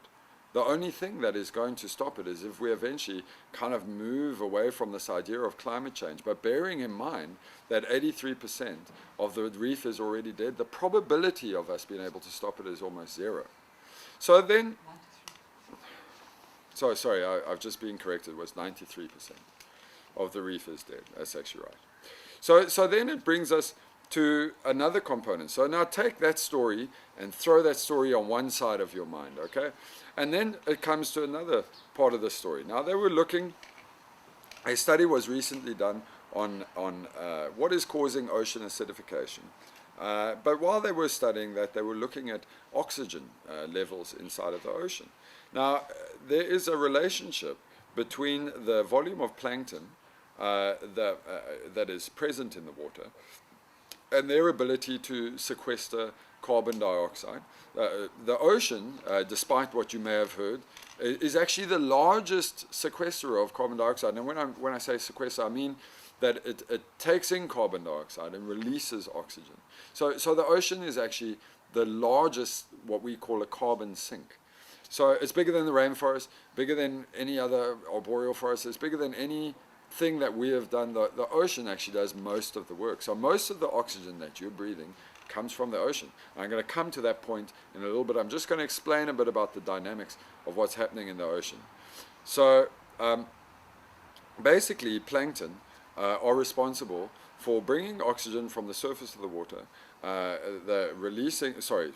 bringing carbon dioxide from the surface of the water, and they harness that as they keep the carbon, they release the oxygen. But because the top surface of the water has been heated, because of the amount of sunlight that is impacting on the ocean, the plankton are no longer able to reach the top surface of the water, and thus, even though they are still filtering some carbon dioxide that is resident, because that's what acidification is, it's an increase in carbon dioxide, it's mainly carbon that they're picking up, and there's less oxygen going around the ocean. So the report came out that basically said by 2030, you would start to see off all shores, or you would start to see obvious signs of lack of oxygen inside of the water. And there's another report that came out, but it's kind of minor by comparison, but it's still significantly important, is that the plankton is responsible for bringing that oxygen right from the top surface levels right to all the levels going down the marine chain as far as it can. And what this does is it enables a healthy marine environment where creatures are of all different kind of levels in the ocean are capable of eating or breathing. So with the loss of oxygen in the water, with the reduction in oxygen in the water, and with the growing kind of losses of oxygen in the water, the impact on marine life is projected to be devastating. Devastating. So what you're talking about is the loss of massive marine chains. So where you and I now can walk into the store and pick up like fish, a large proportion of those fish are they're dying. They're dying. So because they're just dying of suffocation, there is nothing for them to actually breathe. So the impacts, the knock-on effect impacts that this has is dramatic. So now if you take that and put that in the side as well, along with our little story about the Great Barrier Reef, what you're left with is an interesting little study that's been done, and something that we've actually here at Brave Green World, we've been monitoring for quite some time. In fact, it was a question that was raised a while back. When you were in school, you got taught, so you said, like, how much oxygen is actually in the atmosphere, okay? So the common phrase that we throw around is 21%. 21% of oxygen is available in the atmosphere, which means that for every breath that you take, you're taking in some helium, some argon, some oxygen, but of that, 21% is actually oxygen. Now, if you understand the fundamentals of climate change, what they're saying is that there's an increase in carbon dioxide. So from combustion, like we're burning carbon, from kind of exhaust, carbon monoxide. So from all of these things, there is a combustion process that's taking. It's what's called oxidization, which means that in order to release carbon in the form of smoke or byproduct, it has to attach itself to an oxygen so that it becomes lighter and it floats up. So that's how you get carbon dioxide, which means that there's a direct mathematical relationship between the volume of carbon dioxide versus the volume of oxygen. So some studies were done about this, because what we wanted to find out was, what is the actual oxygen? You can't have an increase in carbon dioxide without having a corresponding decrease in oxygen. So we wanted to see what studies were done in relation to the amount of atmospheric oxygen that's available. And so far, the results are kind of sketchy. Scientists actually blatantly stated in the document that they just don't know. So they've done some recordings. Some cities, they've picked up oxygen contents as low as 14%, some as low as 17%. And these are just patches. If you imagine patches floating around above cities that are deoxygenated. And now you can see it all starts to make sense. Inside of your ocean, you're now getting patches of loss of oxygen. Inside of your atmosphere, you're getting loss of oxygen. And those same losses of oxygen are starting to have an impact on the marine ecosystem, which is in turn having an impact on what you're seeing in the Great Barrier Reef. And so for the first time, actually, all the little pieces of a puzzle are starting to coalesce into one big story. And that story is happening right now. Right now, as I say this, it's happening. And what are you and I really capable of doing about it? Nothing. What are you and I capable of bringing about some kind of change that will affect it? We are powerful. But this has got to be bigger than some social media campaign. This has got to be a fundamental change in the way that we're going about doing business. What it means is that there's greater level of sunlight that is hitting the ocean. The ocean is absorbing more heat because all it is really energy transfer. So there is more energy inside of our atmospheric system than there is outside of our atmospheric system. And what that does is it starts to heat up the top surface of the water. And because the top surface of water begins to heat up, what it really does is anything. It's the same thing that happens with any water. If you heat up water, it expands. As there's more energy absorbed by the ocean, there's lower oxygen inside of the ocean. There's greater ocean acidification, which is reducing plankton. And ultimately, it is now starting to have an impact not only on marine-based kind of oxygen levels, but also on atmospheric-based oxygen levels. And this is a story that is actually more serious than anything you're going to hear, You know, it's more serious than anything that you're going to read. It's more serious than anything that you're actually going to uncover this week. And you know, you can put it in your head, you can do what you like with it. But the fact is that if you take a look, and I'm just going to reiterate why ENN is actually important. If you look at what the news was covering inside of this week, we covered things on CNN like Trump. We covered a whole lot of rubbish that's related to events on the field. But why is nobody talking about this? Because this, in your lifetime, no longer is it 2100, the fame, this is when we'll see the effects of climate change.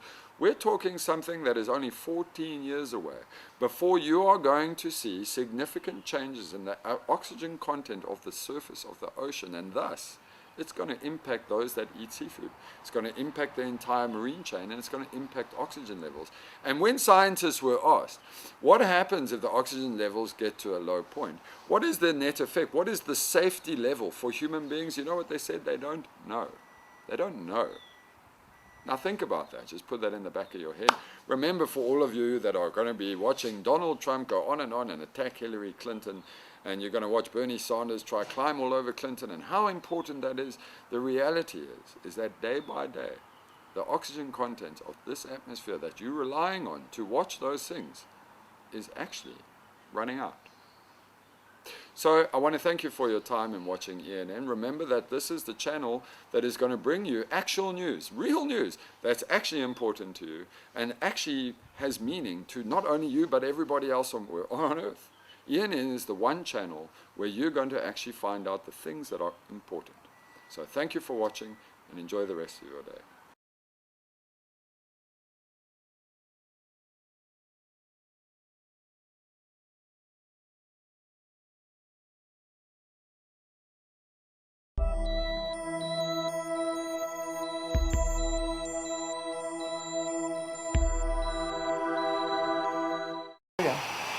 Hello and good morning, and welcome to the Mother Channel, the channel that brings you news, documentaries, and interviews about cutting-edge climate change information, and today, overfishing and the problems with overfishing. First, I'm going to go through a couple of stories that happened this week. It's a big story, actually. And it's been slowly coming out over the last, say, 2-3 months. The first reports came out that had to do with the slow repair that's been happening to the ozone as a result of man stopping to use CFCs in refrigerants, primarily refrigerants, but also in other devices. CFCs, as you know, was used as a refrigerant back in the early 19th century.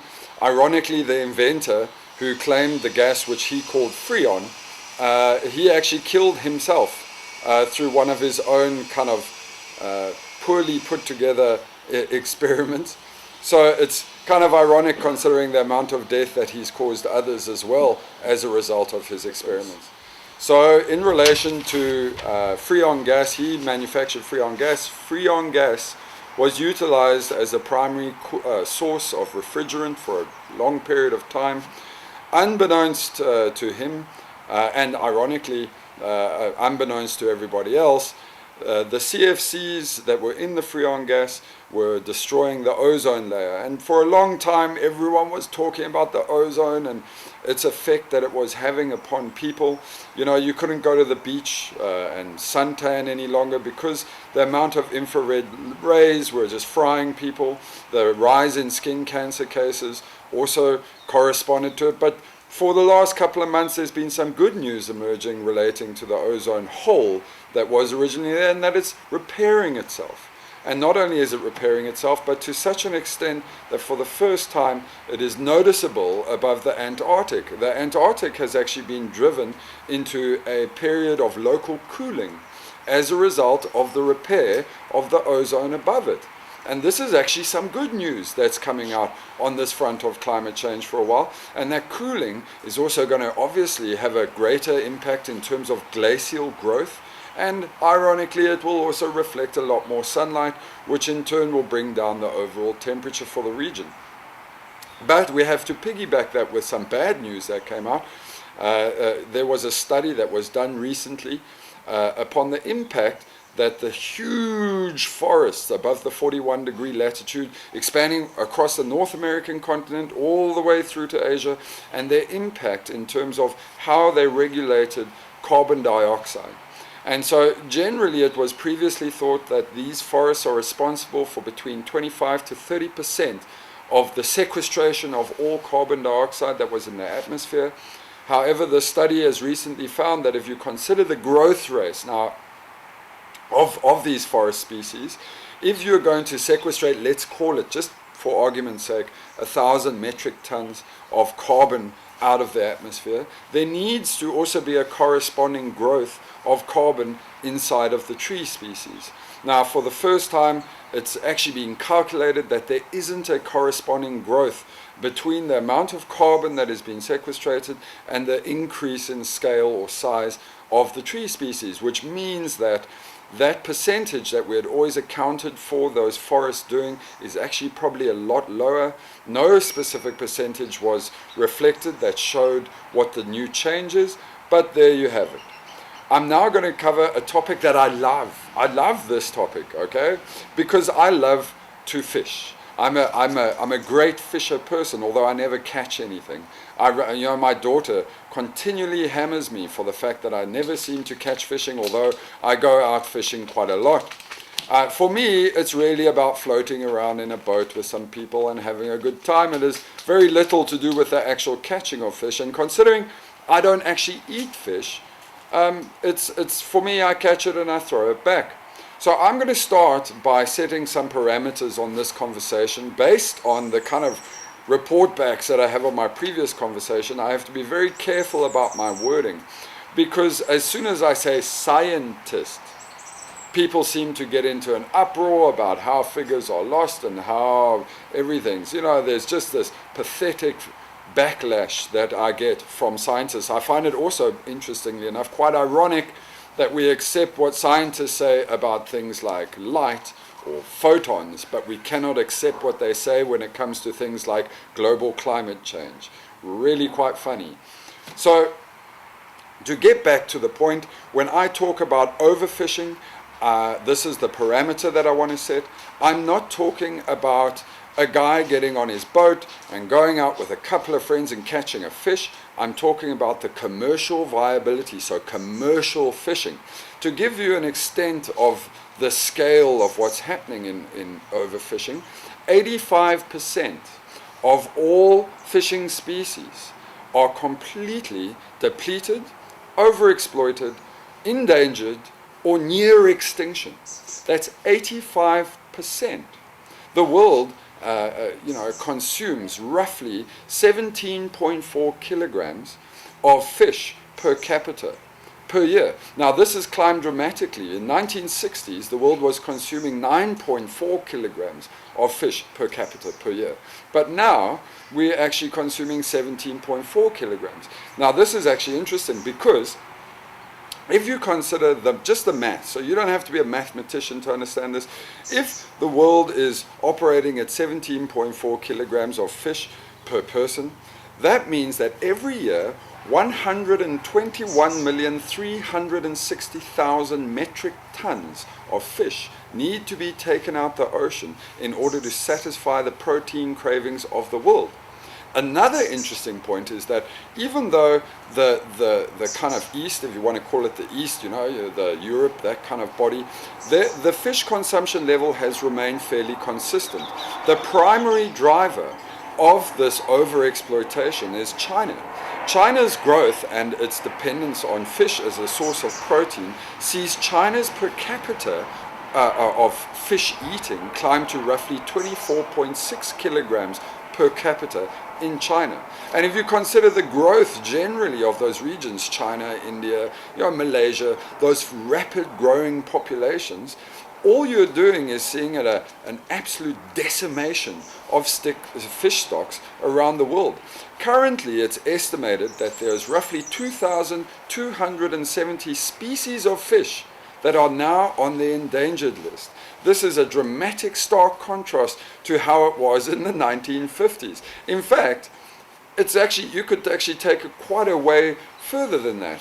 But you could go back to, say, the early 19th century or the late 18th century, where there was such an abundance of fish that they used to take crayfish, or what you call lobster. They used to take lobster out and give it to the poor in times of famine or in times of food shortages. It was considered a poor man's meal to take these big crayfish out. Of course, now everyone goes nuts about lobsters and crayfish. And ironically, the producer of this show, now this is a great example, about 3 years ago, took our government to court over the set levels that they put on taking crayfish or lobster out of the ocean. In this case, it was the West Coast rock lobster. She basically argued, stating that their science in terms of estimating how much lobster there was left was flawed. And as a result, until such a time that they had actually quantified how much lobster is left, they should put a cessation order on all lobster harvest from around the coast. Now, of course, this was shot to pieces. She got met by a barrage of attorneys that basically counter-argued her and beat her into submission. But then, I find it so funny that 3 years later, here, 2016, what appears on our endangered list? The West Coast rock lobster. It is now nearing a point of extinction, which is exactly as she mentioned roughly 3 years ago. Another point that's going to shake up this country, for argument's sake, is that there is the famous story of the great white sharks that breach the water in a beautiful kind of cascade as they go after seals and smash back into the water. It's considered that in South Africa we are the only kind of area in which the sharks do this breaching. It's become almost iconic when you come visit Cape Town or the Western Cape, that you go and watch shark kind of diving and you go and watch the odd breach, and people love this. Now, it's inside of this week, a report came out showing that the great white shark is nearing extinction in all South African coastal waters. Now, why is that? Why is the great white shark nearing extinction? Do you think it's because we eat shark here? It's not because we eat shark here. It's because the Chinese market, not only the Chinese market, the Asian market has an appetite for shark fin soup and byproducts of shark fin, which means that they catch the shark, they cut off its fin and throw the living carcass back into the water to die a disgustingly horrifying death. And this is happening every single day in every single ocean all around the world. In fact, it is estimated that roughly 60% of all top chain ocean predators are now nearing the point of extinction. 93% of all top chain ocean predators, and I'm not just referring to shark, I'm referring to bluefin tuna and kind of meat-eating predatory fish, is extinct in the North Atlantic and the North Sea. Now, what does that mean? What do these people do? They previously harvested these catches in these waters. What have they done? They've gone over to West Africa, where they've started overfishing in West Africa. It is estimated that 25 nautical miles off the coast of Mauritania, there are so many lights it almost looks like a runway when viewed from the shore. And what's going to happen in West Africa? Overexploitation of all commercial stock species. They estimate that it can maybe make it until about 2050 before the entire ocean around West Africa is depleted and extinct. And where does this also ring a little bell for us? A little story that we covered maybe about, 4 weeks ago, where we were talking about the Mediterranean. The Mediterranean now is actually considered a desert. There is vast tracts of the Mediterranean that are so overexploited that there is nothing left. They are actually completely vacant of any living life form outside of moss, the odd growing piece of seaweed, and all around the coast, even though you and your friend can get in a boat and still catch a fish, there is no longer any commercial viability to fishing in the Mediterranean. It's dead, it's over. And it's going to happen to every place around the world. And why? Because it's estimated that we are taking out 2 to 3 times more fish than the ocean is able to produce.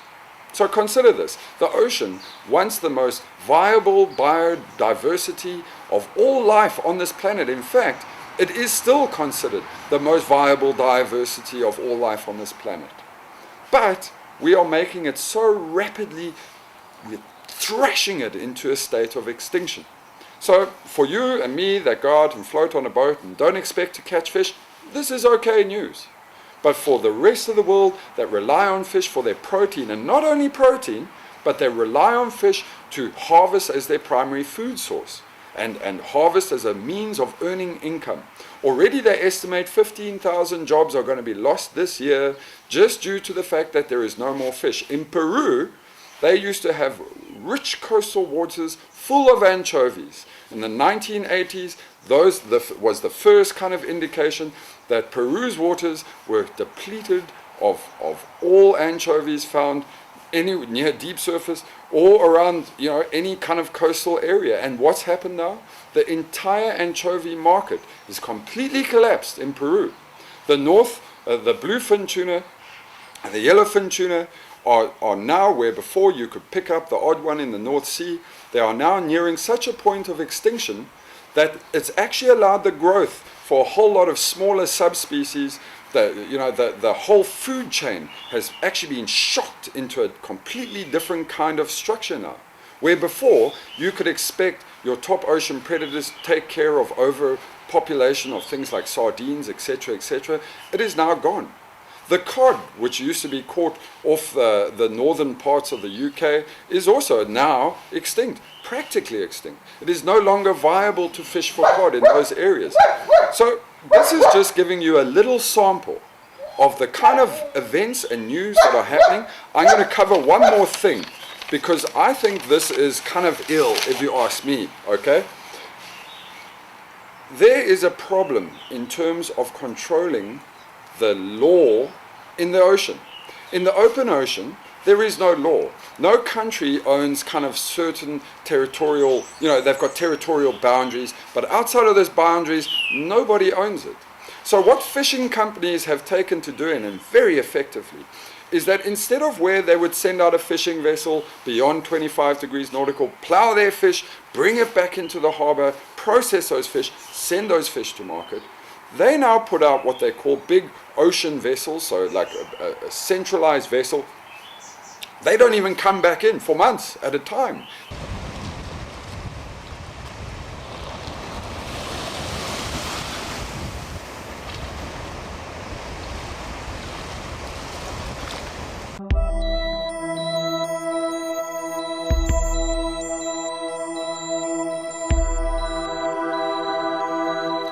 Hello and good morning, and welcome to Mother Channel.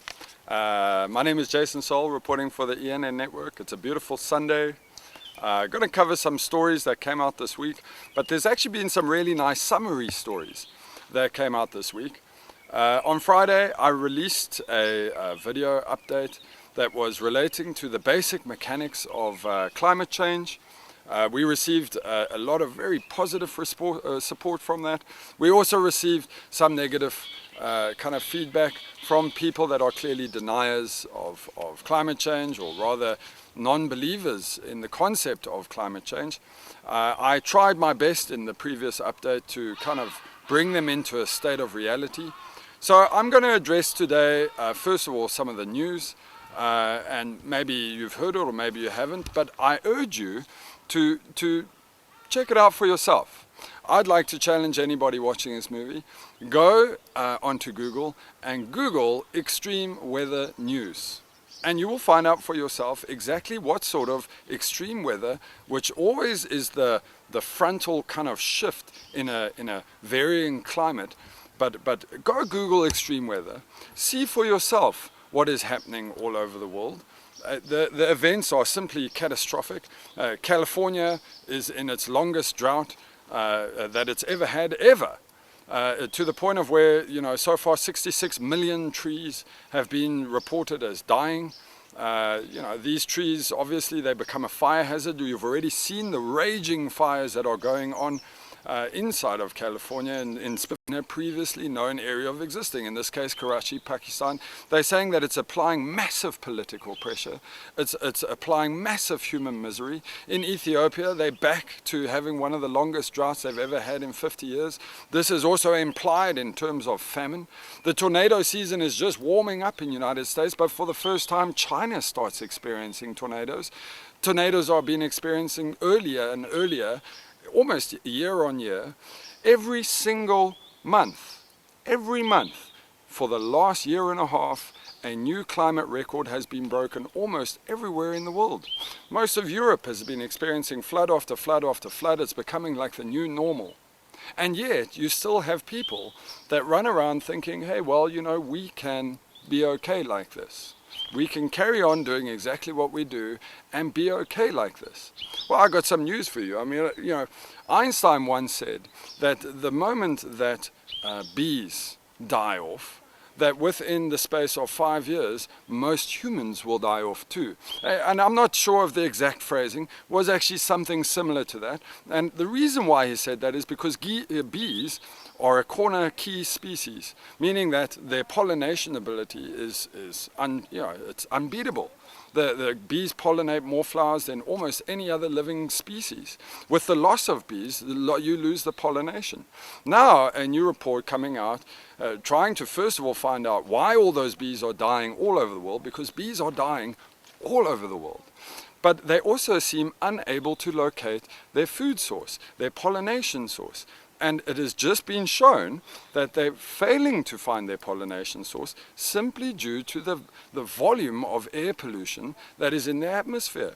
Bees are the tiny micropollutants that are associated with carbon monoxide have had such an extreme reaction to bees that it is confusing them. They're unable to smell where they're going, they're unable to signal to the rest of the hive where to find the pollen, and this is causing a mass dieback in terms of bees.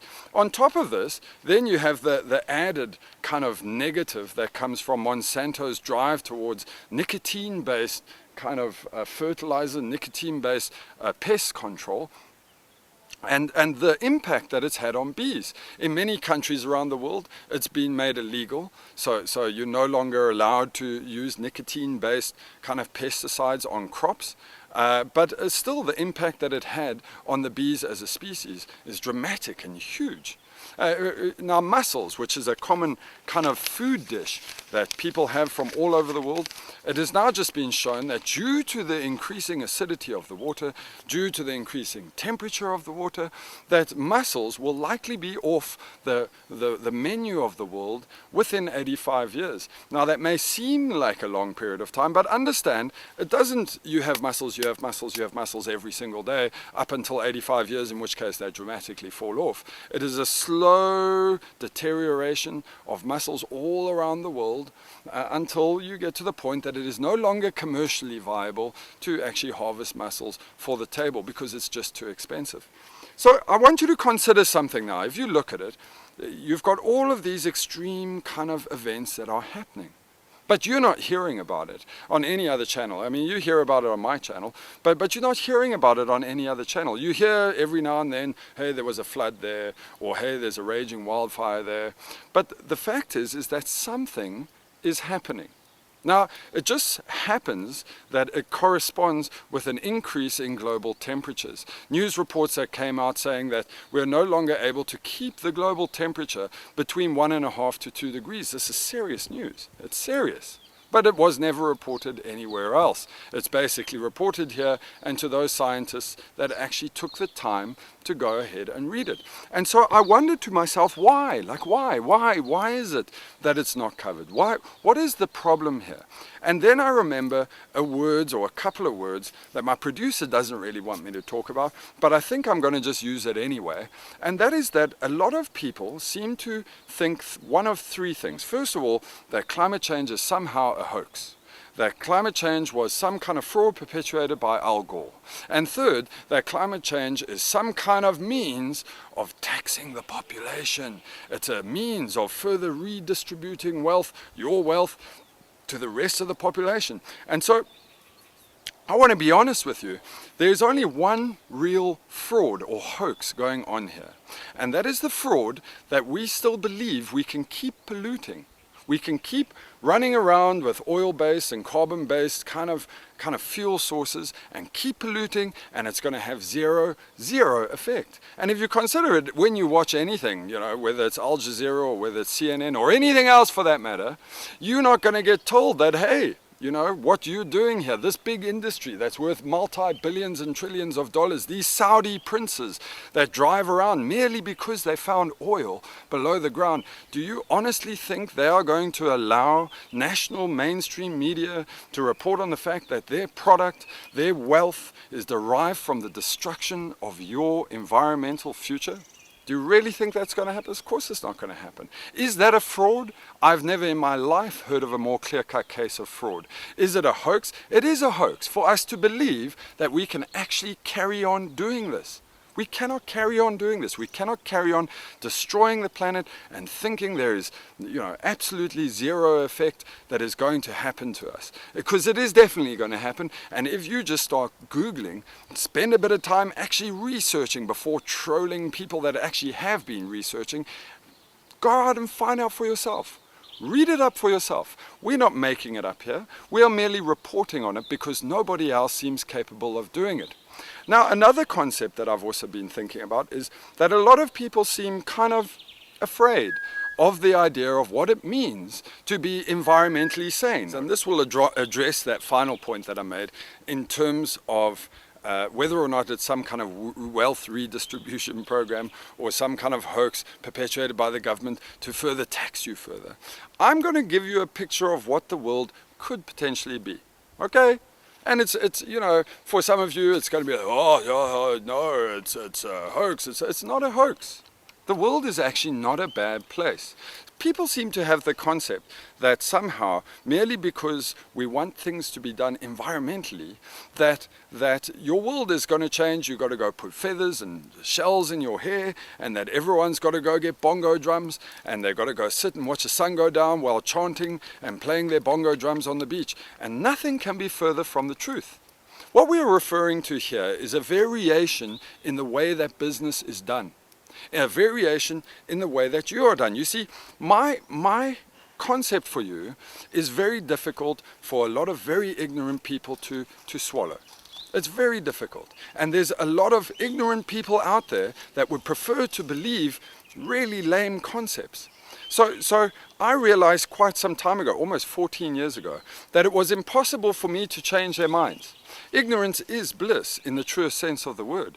They will run around blissfully denying everything, but the fact of the matter is that they're flawed, they're wrong. And I don't have to change their mind, and neither do you when you talk to them. The reality of what we're trying to do here is about changing the environment around people and not trying to change the person. And what does that mean? It means this. Let's evaluate business based upon the actual result set of that business. Let's take a company. So for argument's sake, I'm going to talk about coal in this instance, which is it's an easy target. So you've got a guy, he's got a coal mine, or he's gone and found a source where coal maybe can be found, okay? And what he does is he will then go and do all these geographic kind of surveys. He will establish the how big the vein is, and he will go and he will develop a business plan. He'll present that business plan to coal mining companies. The coal mining companies will assess that business plan based upon the viability of the extraction of that coal and the distribution of that coal into the marketplace and the wealth that can be accumulated from that. And for years, they can operate with a business model like this. Is it such a bad, crazy shift of idea? Is it so scary that we expect that a company that's primary business is polluting our atmosphere to have some kind of impact for polluting the atmosphere, for correcting the atmosphere? And as I said to somebody this morning, I said, you know what? It's not about another rubbish tax, that the government's just going to tax you and they're going to take money from these companies and nothing ever happens from it. The government will just put that tax money into their coffers and they'll sit back and give each other raises and have a nice day. It cannot be in that model. It has to be in a model in which the actual result sets of that company, the funds that come from that company, are driven directly towards cleaning up their product. Is that such a bad thing, that a company is actually responsible for the byproduct of their product? Is it such a bad thing that a company evaluates the viability of a business based on the ability to destroy the environment for not only them, but the entire world population around them? Is that so bad? Is it so difficult to do? Take a look at electricity. A lot of people they spoke about things, oh no, the whole green movement is really just about taxing us further so that they can build up these power stations and these renewable stations and increase the cost of our electricity to offset the money that they've spent on renewable energy. And in a way, they are 100% right. They are 100% right. Most countries, including my own country, are going to do that. They are going to build up these massive solar plants and they're going to keep billing people. You will keep paying. There will be no direct benefit, implied or inferred benefit, that is given to you. Can you pause quick? Okay, so my apologies, we were interrupted. I was talking about electricity. A lot of people seem to suspect that what will happen is the government, after making people pay extra for their electricity, for putting up these big, beautiful, either wind farms or concentrated solar farms, or solar, just general photovoltaic solar farms, that the government will keep charging them and increase their taxation merely due to the government's kind of role in wanting to be green and wanting to offset emissions. Now, albeit that the government needs to offset their emissions, and albeit that it is part of their role towards controlling emissions, so moving from a coal-fired power source into a renewable source, this is all really good and well. But it is dangerous for the people that are already struggling with high power bills.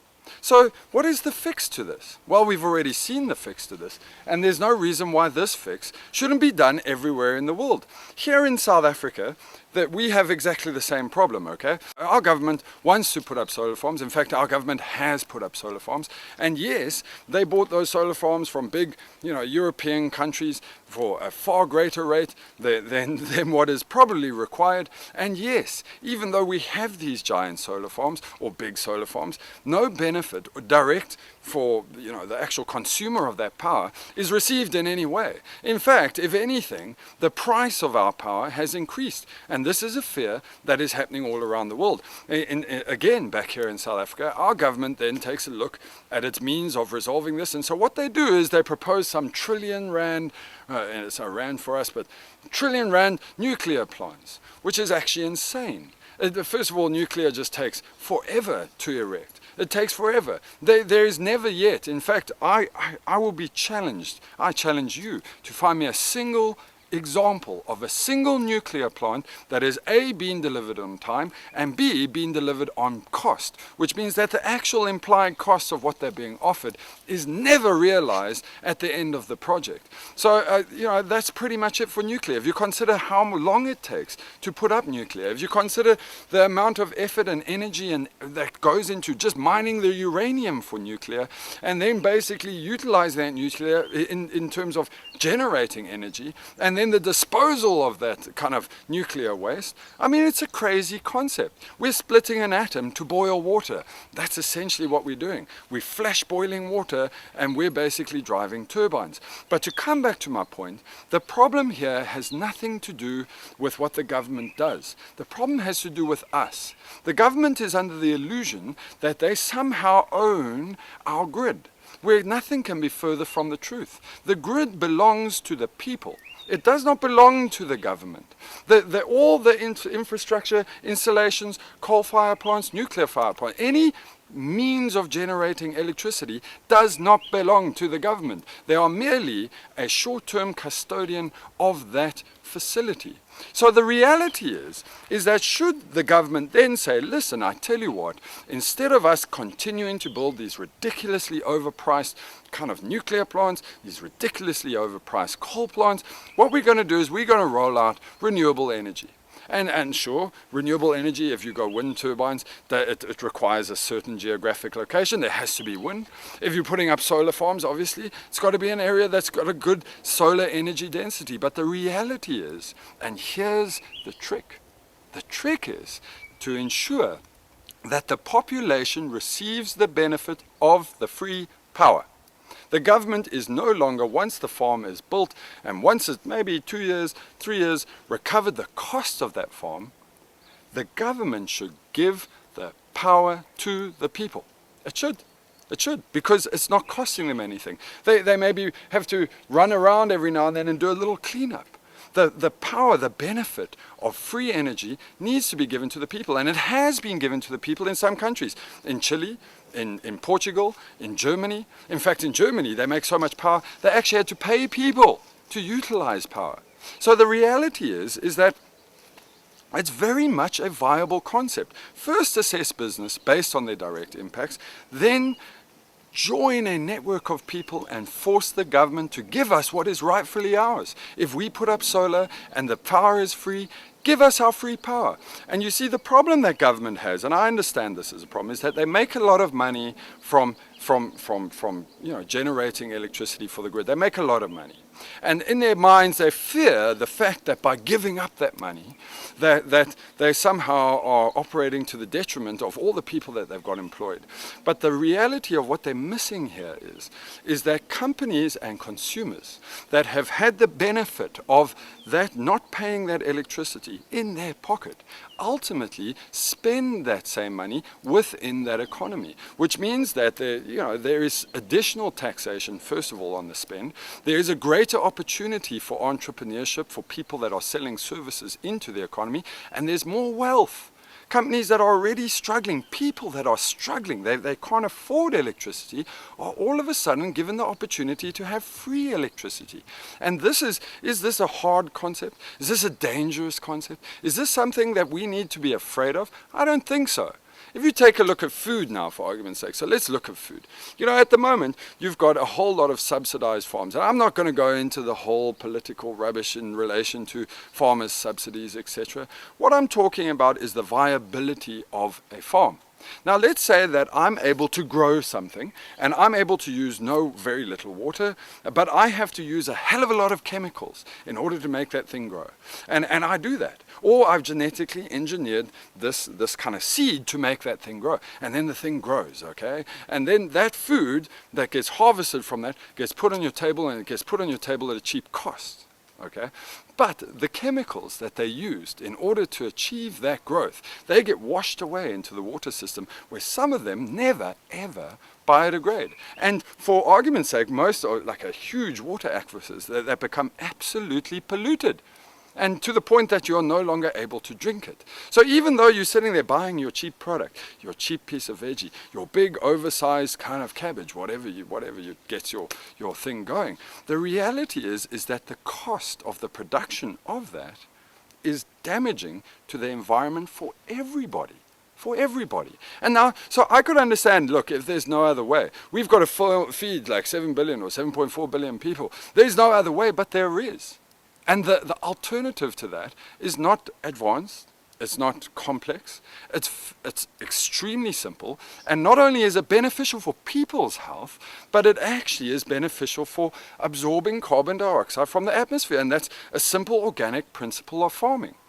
Why is it that it's so easy for somebody that's going to grow with Monsanto, or somebody that's going to, destroy a huge segment of the